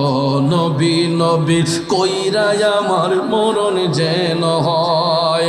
ওরে আব্দুল্লাহপুরের বাবাজিরা, যুবক বন্ধুরা, আমার মা বোনরা গো, যেই কথাটা বলতে চেয়েছিলাম, নবীর দেওয়া চিহ্নটা হাতটা মুঠ করা। হযরত আলী হাতের মধ্যে দইরা বললেন, পাগলা তোমার হাতের মুঠটা খুলো।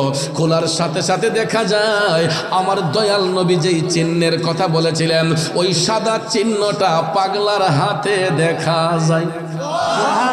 তখন হযরত উমর ডাক দিয়ে বললেন, পাগলা রে কেন এত লুকোচুরি করছো? জানোনি আমরা কই থেকে আসছে? আমরা সুদূর মদিনা শরীফ থেকে তোমার তাল্লাশে এসেছে, দয়াল নবীর পক্ষ থেকে আমরা এসেছে। নবীর কথা শোনার সাথে সাথে ওয়াইসাল কারণীর চোখের পানিগুলা টপ টপ কইরা ঝরতেছে। কয় কি কন, আপনারা নবীর কাছ থেকে আসছেন? হযরতে উমর বললেন, হ্যাঁ হে ওয়াইসাল কারণী, রাসূল তোমাকে সালাম দিয়েছেন, তুমি নবীর সালাম গ্রহণ করো। নবী বলেছেন নবীর উম্মতের জন্য তুমি একটু দোয়া করে দিতে। আর তুমি এতই ভাগ্যবান পাগলা, আমরা নবীর গোলামি কইরা যেটা অর্জন করতে পারি নাই, এই নির্জন জংলার মধ্যে থাইকা তুমি সেটা অর্জন করেছ। পাগলা রে এই নাও আমার নবীজির ব্যবহৃত জুব্বা মুবারকখানা রসুল এটা তোমার জন্য হাদিয়া পাঠাইছে। বন্ধু আপনারা বলেন তো পৃথিবীর মধ্যে এর চাইতে দামি প্রেজেন্টেশন আর কিছু আছে? না, থাকতে পারে? আমার নবী হাদিয়া পাঠাইছেন পাগলার জন্য নিজের জুব্বা মুবারক। ওয়াইসাল কারণী খুশি না বেজার? মনের খুশিতে জুব্বাখানা হাতে লইয়া যখন চোখের পানি টপ টপ করে পড়তেছে, হযরত আলী বলতেছেন, পাগলা আজকে তো তোমার কান্নার দিন না, আজকে তোমার আনন্দের দিন। কিন্তু বাজান সব কান্না তো এক ধরনের নয়, কান্নাও কিন্তু দুই ধরনের। একটা হলো কষ্টের কান্না, আরেকটা হইছে আনন্দের কান্না। সব কান্না কিন্তু কষ্টের হয় না, কিছু কিছু আনন্দের কান্নাও আছে। দেখবেন বাচ্চা কাচ্চা যদি ভালো রেজাল্ট করে, গোল্ডেন এ প্লাস পায়, তখন দেখবেন রেজাল্টটা বলার সাথে সাথে মা বাবাও কান্দে, বাচ্চাটাও কান্দে, কারণ তার পরিশ্রমের সফলতা আসছে, ভালো রেজাল্ট করেছে। এই জন্য দেখবেন মা বাপ মিল্লা সবাই কান্না শুরু করে মনের খুশিতে। এরপরে দেখবেন ওই বাবা চার দোকানে বৈশা, মিষ্টির দোকানে বৈশা মানুষের কান্দা কান্দা মিষ্টি খাওয়ায়, ভাই আমার ছেলেটা ফাঁস করছে, এ প্লাস পাইছে, মনের খুশিতে। এটা কিন্তু কষ্ট না, মনের আনন্দে। ওয়াইসাল কারণে পৃথিবীর উত্তম প্রেজেন্টেশন, নবীজির জুব্বা মোবারক পাইয়া চোখের পানি পড়তেছে। হযরত উমর বললেন, পাগলা একটা অনুরোধ রাখবানি। কই কি হুজুর? কই নবীজি এই জুব্বা মোবারক গায়ে দেওয়ার পরে আজও পর্যন্ত এই জুব্বাখানা কারো গায়ে জড়ানো হয় নাই। হযরতে উমর ডাক দিয়া কই, পাগলা রে, জুব্বাখানা যদি গায়ে দিয়ে একটু দেখাইতাম মনে শান্তি পাইতাম। নবীজির দেওয়া জুব্বা মুবারকে তোমারে দেখতে কেমন মানায়, একটু পইরা দেখাও না রে ওয়াইসাল কারণী। হযরতে ওয়াইসাল কারণী কয়, হুজুর জুব্বা যদি পড়তে হয় আপনারা আমার একটু সময় দিতে হবে, আপনারা একটু অপেক্ষা করুন, আমি জঙ্গলার ভিতরে যে জুব্বাটা পরে আসি। হযরত উমর ভাবলেন কাপড় চেঞ্জ করতে আর কয় মিনিট বা লাগবে, আমরা অপেক্ষা করি, ঠিক আছে যাও তুমি কাপড় চেঞ্জ করে আসো। এই বলে হযরত উমর মৌলা আলী তারা বৈশা অপেক্ষা করছেন। পাগলা জুব্বা নিয়ে জঙ্গলার ভিতরে গেছে।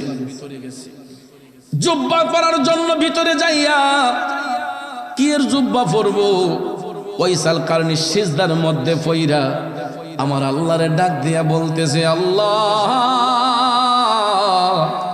তোমার হাবিবের পক্ষ থেকে আমি অদম পাগলের জন্য একটা জুব্বা মোবারক হাদিয়া আসছে, তুমি যদি অনুমতি দেও মালিক আমি এই জুব্বাখানা গায়ে জড়াইতে পারি।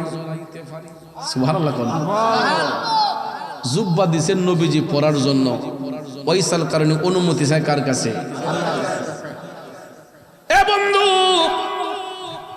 কেন দেখেন ওয়াইসাল কারণে আল্লাহরে ডাকলো, কারণ ওয়াইসাল কারণে আমার নবীর উম্মতরে কত ভালোবাসে। এখন চিন্তা করেন, ডাক দিয়া কয়, আল্লাহ তুমি অনুমতি দিলে আমি জুব্বাটা গায়ে জড়াইব।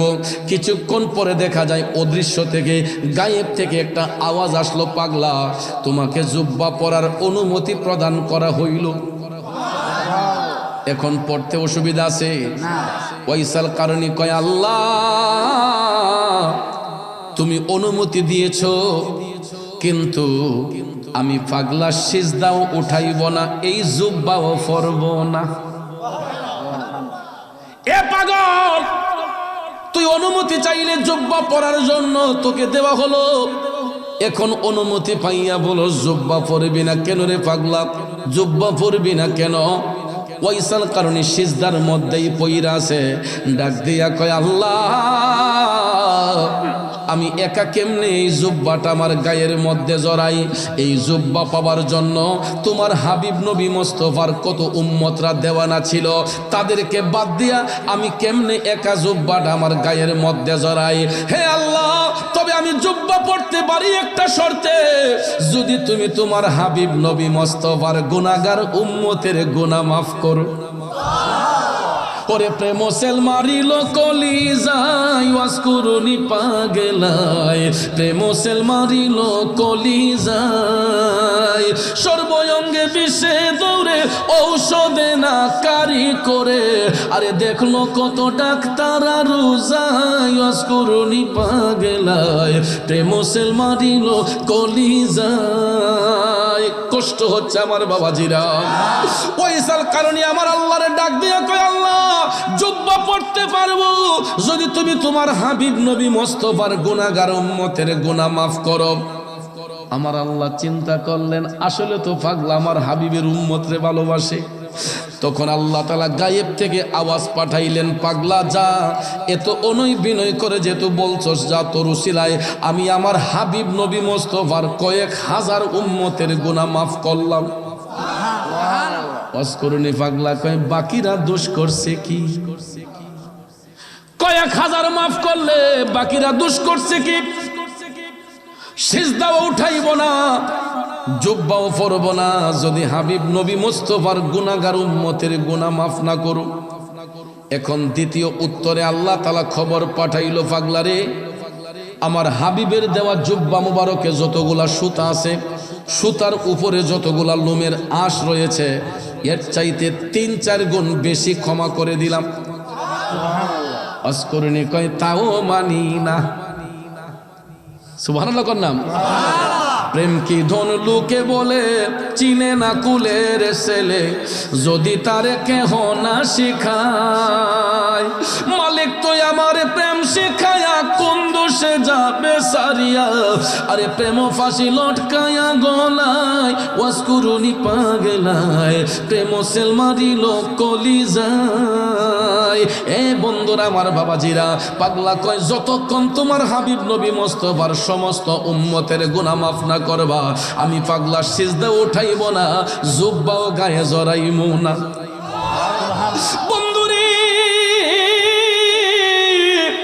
এক নম্বর ডাকের উত্তর আসলো দ্বিতীয় ডাকের উত্তর আসলো 3 নম্বর ডাকে দিয়া যখন সিজদার মধ্যে পড়ে আছে দুইজন যে অপেক্ষা করতেছেন মনে আসেনি হযরত উমর কয় কি রে এত সময় তো লাগার কথা না জুব্বা পড়তে এত সময় লাগে কেন আলী চলেন তো দেখি পাগলা কি করতেছে তারা দুইজন জঙ্গলার ভিতরে যাইয়া দেখতেছেন ওইসাল কারণে সিজদার মধ্যে পইরা ঢেকরাইয়া আল্লাহর দরবারে কান্না করতেছে তখন হযরত উমর ডাক দিলেন পাগলা রে এ ওয়াসকুরুনি এখনো কি তোমার জুব্বা পরার সময় হইল না ডাকটা দিতই ওইসাল কারণে সিজদা থেকে উঠা পিছন ফিরে তাকায়া কয় হুজুর এই মুহূর্তে ডাক দেওয়া উচিত হইছে না কিন্তু ডাক না দিয়া তো কোনো উপায় ছিল না পাগলা ডাক দেয়া কয় হুজুর এই মুহূর্তে ডাক দেওয়াটা ঠিক হয় নাই উমর রাদিয়াল্লাহু তাআলা আনহু বললেন কেন পাগলা কয় হুজুর আমি আমার মওলা পাকের সঙ্গে যেই প্রেমের কালেকশন ফিট করছিলাম যদি এখন আমারে ডাক না দিতেন পৃথিবীতে আমার দয়াল নবীর যত উম্মত আছে আমি এই সুযোগে নবীজির সমস্ত উম্মতের গুনাহ মাফ করাইয়া লইতাম আই হাই রে পাগলা কি কও হ্যাঁ হুজুর কিন্তু বাজান আল্লাহ যদি একসাথে সবাইরে মাফ কইরা দেয় তাইলে তার চোখের পানি দেওয়ার কোনো প্রয়োজন হয় না ঠিক না ঠিক আর একসাথে সবাইরে মাফ কইরা দিলে আল্লাহর 3টা নামের জিকির বন্ধ হয়ে যাবে একটা হলো গাফফার একটা হলো রহমান একটা হলো রহিম যেই 3টা নামের গুণে আল্লাহ বান্দারে রহম করে দয়া করে ক্ষমা করে ঠিক কিনা কম বান্দা গুনাহ যদি নাই করে আল্লাহ মাফ করব কি দিয়া এই জন্য দেখবেন যত বড় আল্লাহওয়ালা হয় বুজুর্গ ব্যক্তি হয় এরা দেখবেন সব সময় গুনার জন্য অনুতপ্ত হইয়া আল্লাহর কাছে কান্দে কারণ আমার আল্লাহর কাছে সবচেয়ে বেশি পছন্দ হয় বান্দার চোখের পানি আমার আল্লাহর কাছে সবচেয়ে বেশি দামি হলো বান্দার চোখের পানি এই জন্য আমার নবী কামলিওয়ালা বলেছেন হে উম্মতের দলেরা তোমরা হাসবা কম কানবা বেশি হাসবা কম কানবা বেশি কারণ বাজান নদীর মধ্যে ঢেউ উঠলে দেখবেন পার থেকে ঢেউটা উপভোগ করতে ভালো লাগে লাগে না বাসা পানির মধ্যে ঢেউ দেখলে পার থেকে উপভোগ করতে ভালো লাগে। কক্সবাজার গেলে দেখবেন সমুদ্রের ঢেউটা যখন উঠে আমরা পার থেকে দেখতে এটা খুব ভালো লাগে। আমার আল্লাহর কাছে সবচেয়ে বেশি ভালো লাগে বান্দা যখন চোখের পানি চাইরা কান্দে, ওই পানিটা আমার আল্লাহর রহমতের দরিয়ার মধ্যে পইরা ঢেউ খেলে। আল্লাহ কয় বান্দা যখন চোখের পানি চাইরা দেয় আমি আল্লাহ আর বরদাস্ত করতে পারি না, তখন আমার হাবিবের উসিলায় লাওয়াজাদুল্লাহ তাওয়াবার রহিমা, আমি আমার বান্দাদের তওবা কবুলকারী হইয়া যাই, তাদের উপর দয়াশীল হইয়া যাই। জোরে জোরে কন্যা সুবহানাল্লাহ। এই জন্য বুজুর্গ ব্যক্তিরা সব সময় কামতেন গাফুরুর রহিম নাম তোমার আল্লাহ হু আল্লাহ আল্লাহ রহমান রহিম নাম তোমার আল্লাহ হু আল্লাহ। বাজান খারাপ লাগতেছে? তিনটা নামের জিকির বন্ধ হইয়া যাইব। এই জন্য হযরতে ওমর রাদিয়াল্লাহু তাআলা আনহু ডাক যে দিয়েছেন, এই ডাকের হাকিকত হলো এইটা। তখন ভাইয়ার আমার হযরতে ওমর বললেন, পাগলা তুমি নবীজিরে এত ভালোবাসো, নবীর উম্মতদেরকে এত ভালোবাসো, তুমি তো নবীর জামানায় ছিলা, হে ওয়াজ করুনি একটা বার কি নবী দেখার স্বাদ তোমার অন্তরে জাগলো না? পাগলা ডাক দিয়া কই, পাগলা ডাক দিয়া কই, হুজুর আমি না হয় একজন নবীরে নাই দেখলাম। আচ্ছা হুজুর বলেন তো আপনার আমার নবীরে দেখছেননি? হযরতে উমর হাসা দিছে, আরে পাগল দেখছি মানে অবশ্যই দেখছি, আমরা তো আইলাম ওই নবীর কাছ থেকে। মাশাআল্লাহ আমার হাদিয়া দিছে, মাশাআল্লাহ আমার এক ভাই সাহেব আমার হাদিয়া দিছেও, মাশাআল্লাহ কোন মাশাআল্লাহ। বাজান আমার বন্ধুরা আমার, হযরত উমর বললেন, পাগলা তুমি তো নবীর জামানায় ছিলা, এত ভালোবাসা এত প্রেম তোমার সিনার মধ্যে থাকার পরেও একটা বারের জন্য কি নবী দেখার স্বাদ তোমার অন্তরে জাগলো না? এই কথাটা বলতে না বলতেই হযরতে ওয়াইসাল কারণী মাথাটা নিচু করে কই, হুজুর আমি না একজন না ওই দেখছি। আচ্ছা কোনচান হুজুর আপনারা আমার নবীরে দেখছেননি? হযরত উমর হাসিয়া দিয়ে করে, পাগল আমরা তো আইলাম ওই নবীর কাছ থেকে, অবশ্যই দেখছি। কই হুজুর যদি নবী দেইকা থাকেন বলেন তো আমার নবীর কপাল মুবারকের ব্রু মুবারক গোলা জোড়া লাগানো ছিল নাকি আলাদা ছিল? আচ্ছা বলেন এই প্রশ্ন যেই লোকে করতে পারে এটার উত্তর কি উনি নবী দেখছে না দেখছে না? যখন ওয়াইসাল কারণী এই প্রশ্ন করে বসলো, হযরতে ওমর মওলা আলীকে ডাক দিয়া বললেন, আলী পাগলা এই প্রশ্ন করলে কেন, তার মানেটা কি হইতে পারে? দুইজন এই কথাটা নিয়ে যখন গবেষণা করতেছেন, এই ফাঁকে ওয়াইসাল কারণী কলম হাতে লইয়া আমার নবীর কপাল মুবারকের চিহ্নটারে অঙ্কন করিয়া ডাক দেয়া কয়, হুজুর দেখেন তো এটা চিনতে পারেননি?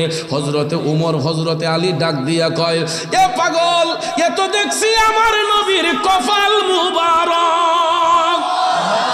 ওরে ওয়াজ করুনি পাগলা, তুই তো কোনোদিন আমার নবীরে দেখোস নাই, তুই জানলে কেমনে আমার নবীর কপাল মুবারক এই রকম ছিল?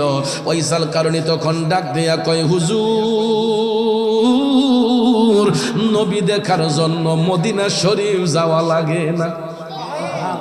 গোলামরা পৃথিবীর যে প্রান্ত থেকে নবীর দিকে রজ্জু হইয়া যায়, আমার মদিনার কামলিওয়ালা নবী সেইখানে আইসাই গোলামদেরকে দেখা দিয়া যায়।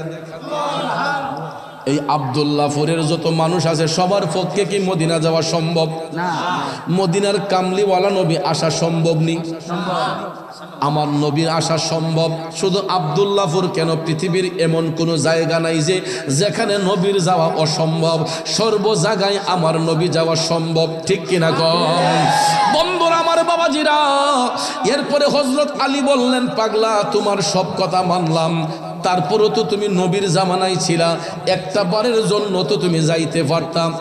তখন ওয়াজ করুন, হুজুর আমি 3 বার গেছি এর আগে। কয়বার? 3 বার। ইতিপূর্বে আমি 3 বার গেছি, কিন্তু যেই কোনো কারণে নবীজির সাথে আমার দেখা হয় নাই। হুজুর যখন আমি 4 বারের বেলা যখন রওনা হইছি, তখন দয়াল নবী আমারে নিষেধ করছেন যাওয়ার জন্য। আরে পাগল, নবী নিষেধ করে কেমনে? এই জায়গা থেকে মিশকাত শরীফের একটা বর্ণনা পাইছি বাজান। আমার নবী এই কারণে নিষেধ করছিলেন। ওয়াজকুরুনির কাদের মধ্যে একটা গাইড ছিল, এই গাইটের ভিতরে কি ছিল জানেননি গো আব্বা? এই গাইটের মধ্যে ছিল তার গর্ভধারিণী মা। আমার নবী ডাক দিয়া কইছে, পাগলা তুই আসার দরকার নাই, তুই তোর মায়ের সেবা কর, আমি রসুল আইসা তোরে দেখা দিয়া যাইমু। মা বিনে বান্ধব নাই রে, মা বিনে বান্ধব নাই রে, এই যে সোনার দুনিয়ায় ভেবে দেখো কি করছে এই মায়ের লাগিয়া, ভেবে দেখো কি করছো এই মায়ের লাগিয়া। মা বিনে বান্ধব নাই রে, মা বিনে বান্ধব নাই রে, এই যে সোনার দুনিয়ায় ভেবে দেখো কি করছো এই মায়ের লাগিয়া। বাজানো তার মানে বোঝা গেল মায়ের সেবা করলে নবীর দেখা পাওয়া যায়। ওরে আব্দুল্লাহপুরের যুবক বন্ধুরা, আমার বাবাজিরা, আমাদের ঘরের মধ্যে তো মা আছে, বাবা আছে রে। ওই মা বাবার যত্ন করলে নবীর দেখা পাওয়া যাবে কি যাবে না? অস্করণী পাগলা যদি মার সেবা কইরা নবী দেখতে পারে, আমরাও তো ঘরের মধ্যে মা আছে, ওই মার সেবা করলে নবী দেখতে পারবো কি পারবো না?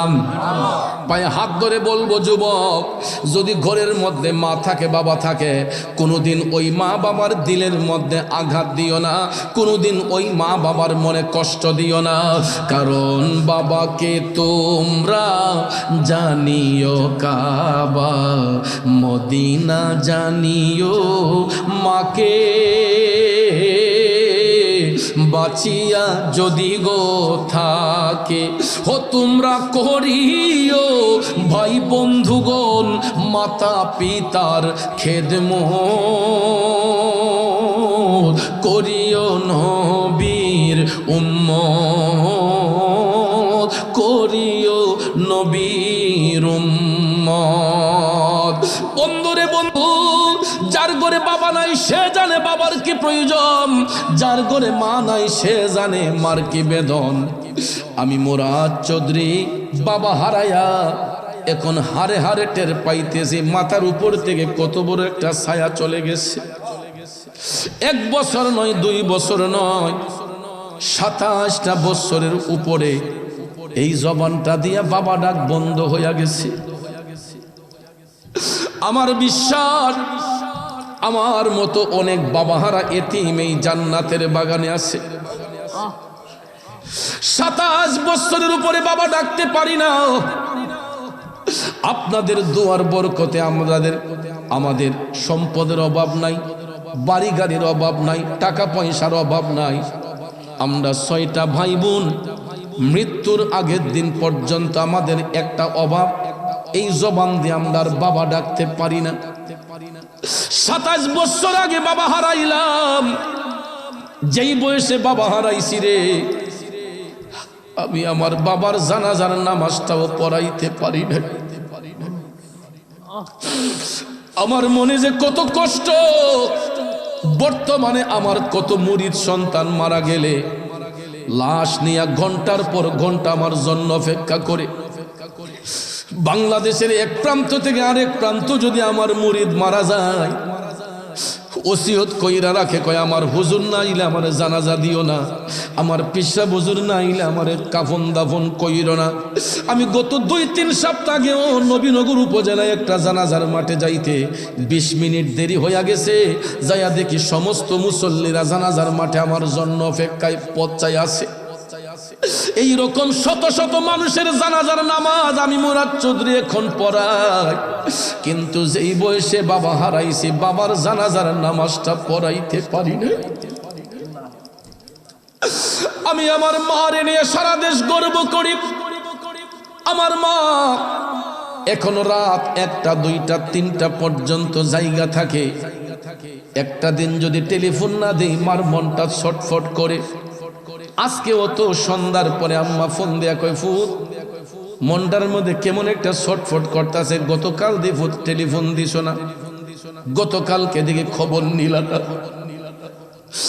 আমি আম্মারে বোঝাইয়া বলছি, আম্মা গতকালকে একটু চাপ ছিল, ঝামেলা ছিল, এই জন্য আম্মা কলটা দিতে পারি নাই। আম্মা কয়, ফুত দেশের পরিস্থিতি ভালো না, রাস্তাঘাট অনেক জায়গায় ভালো না, বাহিরে থাকলে কেন যেন মনটা ছটফট করে।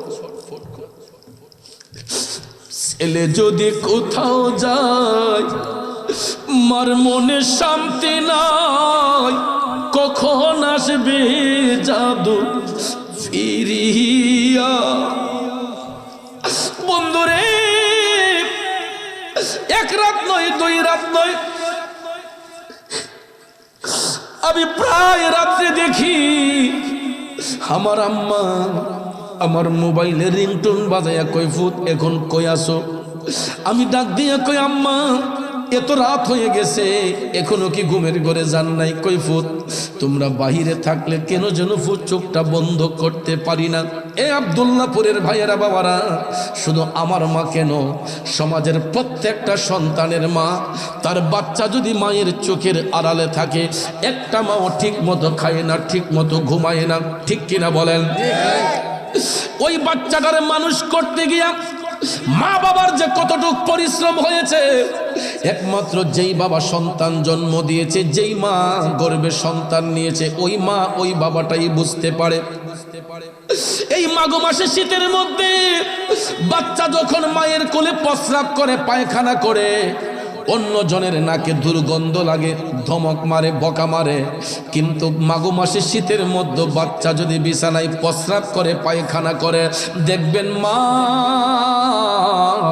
নরম বিছানাটা ছেড়ে দিয়া তাড়াতাড়ি লাফ দিয়া উঠা শুকনা একটা কাপড় দিয়া বাচ্চাটারে পেঁচাইয়া দিয়া ভিজা জায়গার মধ্যে মা চলে যায়, শুকনা জায়গার মধ্যে সন্তানদের রাখে। এই জন্য বাজান অনেক সময় বাচ্চার ঠান্ডা লাগে, কাশি হয়, জ্বর হয়, ব্যথা হয়, নিউমোনিয়া হয়, তখন দেখবেন মায়ের ঘুমটা হারাম হইয়া যায়। বিছানার মধ্যে মা সারাটা রাত পাখির মতো ছটফট কইরা আল্লাহরে ডাক দিয়া কয়, আল্লাহ আমারে নিয়া যাও, এরপর আমার জাদুরে সুস্থ কইরা দাও।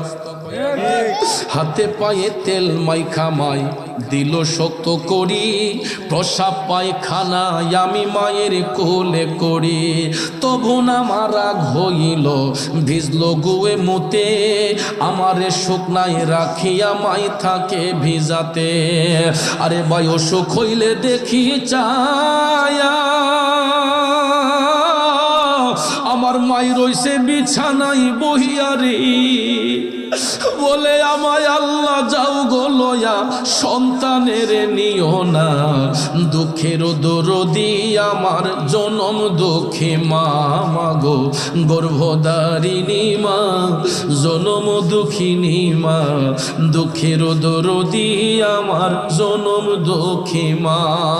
এ বন্ধু, ওই সন্তান বড় হইয়া যখন মার দিলে আঘাত দেয়, বাবার দিয়ে আঘাত দেয়, আমার আল্লাহর আরশটা থর থর কইরা কাইপা উঠে।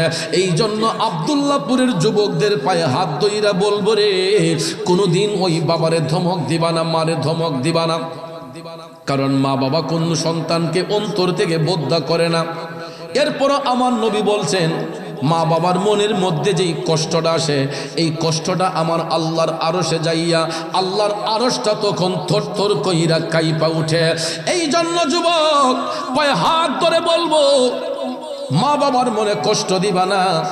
একটা কথা মনে রাখবা, পৃথিবীর সব শূন্যস্থান পূরণ করা যায়, 2টা শূন্যস্থান কোনোদিন পূরণ করা যায় না।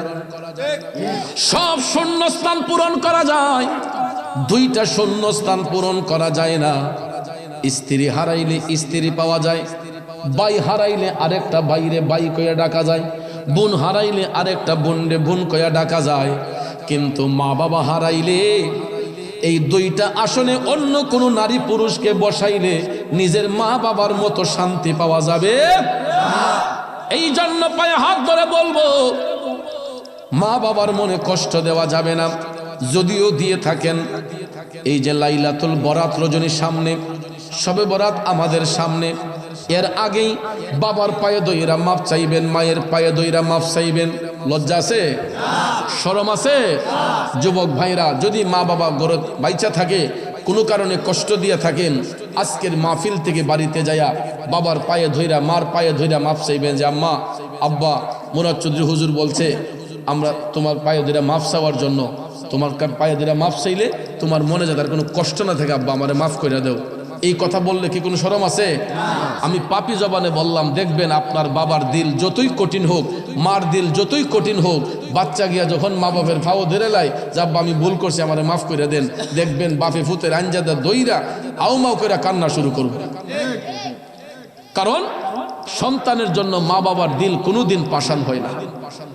আমরা সন্তানগুলা না বুঝা অনেক সময় ম্যাডামের ফান্দ হইরা বিড়ির লিয়ে জায়গা আখাউরা বাসা ফিরে বাড়া থাকতো, আর এই বুড়া মা বাপটিরে বাড়ির মাঝে ফালাই রাখি। কথা কোন ঠিক না? জায়গা বন বইরা বাসা করতো, বাসা বইরা বাড়ি কইরা মা বাপের রাখা যায় এই গ্রামের বাড়ির মধ্যে। অনেক সময় দেখা যায় মা বাপের দিলে কষ্ট দেওয়ার কারণে ওই ম্যাডামে স্বামীর সব টাকা পয়সা লইয়া পুট করে উদা হয়ে জায়গা। ছেলে এখন পয়সাওয়ালা, বাড়ি যে তার 3-4 তলা, সব তালাতেই ঘর আছে, মায়ের নাই রে ঘর, বিয়ের পরে বউ আপন, মা এখন পর। আসলে এমন ম্যাডামরা সুন্দর করে বিয়ার 1 মাস পরে 15 দিন পরে কয়, তোমার মা বাপ নিয়ে খাওয়া আমার পক্ষে সম্ভব না। কথা কর, যেই মা বাপে তিল তিল কইরা একটা সংসারে উপরে উঠাইছে, তিল তিল কইরা মাথার গাম পাইয়ে ফেলে যেই বাবা যেই মা অক্লান্ত পরিশ্রম করে একটা সংসারে সাজাইছে, দেখা যায় কিছু কিছু রেডিমেড ম্যাডামরা আই মনে করে তাহারা বাবার বাড়িতে লইছে, তোমার মা বাপ নিয়ে খাওয়া আমার পক্ষে সম্ভব না। ও আমার বোন, আপনার কানে যদি আমার মেসেজ পৌঁছে থাকে, বোন রে, আমি আপনার পায়ে ধইরা বলতেছি, আপনি আমার বয়সে ছোট হইল, অনুরোধ কইরা বলবো, এই অভ্যাস কোনোদিন রাখবেন না। এই খাসিয়ত জন্য কোনো মা বোনদের মধ্যে না থাকে, কারণ দুনিয়াটা ধার উদ্ধারের জায়গা। আপনি যেমন কর্ম করবেন এমন কর্মের ফল আপনাকে ভোগ করতে হবে। আজকে আপনি বৌমা, কিন্তু একদিন আপনি ওই বাড়িতে শাশুড়িও হইবেন, ঠিক না ঠিক? এই জন্য বাজান, আমার বাপের কথা মাঝে মাঝে মনে হয়, আমার আব্বা আমার ইউনিয়নের একটানা 20 বছর চেয়ারম্যান ছিলেন। খুব খারাপ লোক না, একটানা 20 বছর যে বেটা চেয়ারম্যান করে, তাইলে আমার বাপ 2 বার কেউ দাঁড়ায় না, সম্মান দেয়া, ডরাইয়া না, সম্মান দেয়া, সাপ যেন আছে আমরা দাঁড়াইতাম, 2 বার কেউ দাঁড়াইছই না। আবার 2 বার ইলেকশন করার লাগছে, জোর করে ইলেকশন না করলে মজা আসেনি, 2 জনে কারা করছে। 20 বছর চেয়ারম্যান, মাঝে মাঝে কিছু কথা কইলে এগুলো আমাদের নলেজে এখন আছে। তো এক শাশুড়ি বৌমার দরবার ভাঙাইতে গেছে বলে গিয়ে একটা সিল্লোক কইছে, কইতাম নি, এক বেডি না কষ্ট হইব, এক বেডির 1 ফুট, ফুতেরে খুব শখ কইরা মা ফাইল্লা বড় করছে, উপযুক্ত হয়েছে পরে কয় আমার ফুতেরে টুকটুককে সুন্দরী দিকে একটা বিয়া করার, মানে রূপ সুন্দরী কদুর মা কি। তো কিছু কিছু রূপ সুন্দরী কদুর মা দেখবেন এরা সামরা সুন্দর আর ভিতরটা শুধু অসুন্দর, মুখে মিষ্টি অন্তরে শয়তানি, আছে না এরকম? মুখ দিয়া দেখবেন তিলে সাইলে ডাইলে সব দাঁড়াইব, আর অন্তর দিয়ে হালে কব হুর হুরি মরা না কেড়ে, আসেনি মিয়া? এই বেডি কি করছে, টুকটুককে সুন্দরী দিকে। আর আমরা দেশে তো মানুষ বউ চাইতে গেলে আগে দেখে ফিগারটা লম্বা নি, চামড়াটা সুন্দর নি, জাত বিচারে না, খালি সুন্দর বিচারে, আছে না এরকম? কালো মেয়েরে বানাইছে কে? শ্যামবর্ণরে বানাইছে কে? ফর্সাডারে বানাইছে কে? যে বেডি কালো, কালো বিদায় কি তার বিয়ে শাদী হইতো না? ভাইয়ার আমার, মানুষের রূপ দিয়া যাচাই করতে নাই, গুণ দিয়া যাচাই করতে হয়। কারণ মানুষে কয় না গ্রামের ভাষা যে জাতের মেয়ে কালো বলো নদীর জল গুলাও, বিয়া শাদী করাইলে আগে বংশটা দেখবেন, মায়ের বাপের বাড়িটা কই দেখবেন, ওই মেয়ের নানার বাড়িটা কোন জায়গায় দেখবেন, নার দীক্ষা বংশলা দীক্ষা হোক না গরিব, এরপরও একটা ভালো জাতের মেয়ে আনবেন। আর রূপ সুন্দরী আনলে ইতার মুখ মিষ্টি তাহে, অন্তরে শয়তানি তাহে, কথা কোন ঠিক কিনা? তো এই বিডি রূপ সুন্দরী বিচারছে, আল্লাহর রহমতে আনছে। ইদাইন না কি করছে, মুখ দিয়া শ্বশুরে শাশুড়িরে তিলে সাইলে ডাইলে সব দেলাইছে। একদিন শাশুড়ি কে থাকে, বৌমা তোমার হলে একটু গোসল করে গাটলাত যাই, ওখানে না গড়ে গড়ে শাওয়ার আগে কি তা আসি, গাটলাত গেছে গোসল করতো, মুরব্বী মানুষ, কগো জি আমার ফিটটা একটু মজ্জা দিস না, মনে মনে কয় দেখ শুনি কারবারটা বিডি, আচ্ছা কাম্মা দেন, দিছে পরে এই বিডি কি করছে, ফাউ দিয়া শাশুড়ির ফিট গোসতাছে। তো শাশুড়িকে আর পিছন দেখতেছে না, এমনি তো ভাবছে যে ফুতের বউ না আদই দিছে, ফাউ দিয়া দিছে। দেওয়ার পরে আল্লাহর কি রহমত, এই বিডির পেট থেকে এগুলা ফুত দুনিয়াতে আইছে, যে বিডি বিয়া হয়ে আইছে। এখন ভাইয়ার আমার, আপনারা বলেন সারা জীবন কি এই বিডির মাথার চুলকে কাঁচা থাকবো? থাকবো নি? ফুতো বড় হইতেছে, এই বিডি আস্তে আস্তে যৌবন বাড়ি পড়তেছে। শাশুড়ি তো দুনিয়াতে গেছে কদিন পরে, উনি এই বিডি শাশুড়ির কাতার আইছে। এই ভিডিও কয়ে আমি আমার ফুতেরে রূপ সুন্দরী কদুরমা দিকে বিয়া করাম, সুন্দর দিকে একটা আনছে। আনার পরে কয় গো আমিও তো আমার হরির লিয়া গাটলাত গোসল করছি, আয়ো তোমার লিয়া যাই। গেছে পরে কয় বিডি আমি আমার হরির ফিট উঠ বসা দিতাম, আমার ফিটটা একটু মাজ্জা দেবো মা। ওখন এই বিডি যখন ফিট গোস্ত গেছে, দে হাত জায়গা ফাও, ফুতের বউ হাত তুলে কিন্তু জায়গা ফাও। এখন তো হাত কোনোভাবেই শাশুড়ি ফিটও যায় না, যায় কি? ওই যে এই বিডি, যে বিডির শাশুড়ি ফাউ দিয়া করছিল, এখন এই বিডির ফুতের বয়া এই বিডির আর আড্ডা গোস্ত পারে না, জায়গা খালি ফাও। তাইলে দুনিয়া কি ধার উদ্ধারের জায়গা? যে যেমন কর্ম করবে এমন কর্মের ফল ভোগ করবে। আমি আমার মা বোনদেরকে রিকোয়েস্ট করে বলবো, শ্বশুর শাশুড়ি মনে কষ্ট দিবেন না। আবার শ্বশুর শাশুড়িরা তো এখন কত খুশি হয়েছে, শুনেন আপনারও দোষ আছে। অনেক সময় ছেলে বিয়া করাইলে বিডিরে বাদির দামও দেয় না। ফুতের বউ আনলে অনেকে মনে করে মনে কামের বিডি কিনে আনছি। একটা সংসার থেকে আরেকটা সংসারে আসলে একটা মেয়ের শিখতে গেলে অনেকদিন সময় লাগে, ঠিক না বাজান? নিজের মেয়ে মনে কইরা একটা দোষ করলো, এটা দোষ না, আগে বিডি ঠিক হয়ে যাবো। একটা অন্যায় করলো, এটা অন্যায় না, এটা ক্ষমা করবেন। দেখবেন ভালোবাসা দিয়া যখন একটা মেয়ের নিজের মনে মেয়ে মনে করবেন, তখন দেখবেন এই সংসারে আর কোনোদিন অশান্তি আসবে না। আল্লাহ যেন প্রত্যেকটা পরিবারে সুখ শান্তি দান করে, আমিন কন। তো বাজান, আমি যেই কথা বলেছিলাম, ওইসাল কারণে যদি মার সেবা কইরা আমার নবীরে দেখতে পারেন, আমরা আমাদের মার সেবা কইরা নবী দেখতে চাই কি চাই না? কারা কারা চাই দুই হাত তুলে দেখাই। নারায়ে তাকবীর, নারায়ে রিসালাত, পবিত্র সুন্নি মহা সম্মেলন। বলোকে জীবন দিয়ে দেব যদি নবী তুমি চাও, কলিজা টুকরা করে দেব যদি নবী তুমি চাও।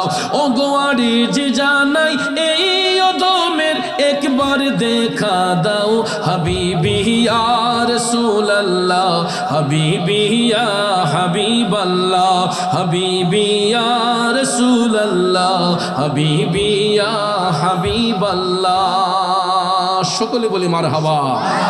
তো বাজান, সময় যে কোন দিকে জায়গা দেখছেন নি, 2 ঘন্টা কেমন টক্কর দেখাছে কইতেই পারি না। তো আমার কাছে লাগতেছে মনে খালি বইছে এই স্টেজ। আপনাদেরকে কষ্ট হইতেছে বাজান? তো বাজান, আমি আপনাদেরকে দেখে যদিও একটু উপস্থিতি কম, এরপর আমার অনেক ভালো লাগতেছে। আপনাদের এই পাড়াটাতে আমি আজকে প্রথম এসেছি, আমার মনে হয় না যে আর আগে আসছি বললাম। তো এইদিকে ঢুইকা দেখলাম যে না, এই এলাকাটাতে আমি আজকে নতুন এসেছি। কিন্তু একটা পুরান মানুষ আছে আমার, নতুন হইলো একটা পুরান মানুষ আমার, অন্তরের মানুষটা আমার শ্রদ্ধে বড় ভাই, এমনি বনজামাই ডাকি, দুলাভাই ডাকি। তো আমার ভাই আমাকে অত্যন্ত, আমার সাথে অন্তরের সম্পর্ক, তন্তর বাজারে অনেক দিন সময় দিয়েছেন, আমরা একসাথে অনেক চা নাস্তা আপ্যায়ন, অনেক খাবার দাবার খাইছি। ভাই গ্রাম কি এটা নাকি? পশ্চিমপাড়া। আচ্ছা আচ্ছা আচ্ছা, মাশাআল্লাহ মাশাআল্লাহ। আল্লাহ যেন হায়াত ইলমে বরকত দান করে, আমিন কন। তো ভাইয়ের আমার, বন্ধুরা আমার, যেই কথাটা বলতেছিলাম, আপনাদের এলাকার যে মসজিদ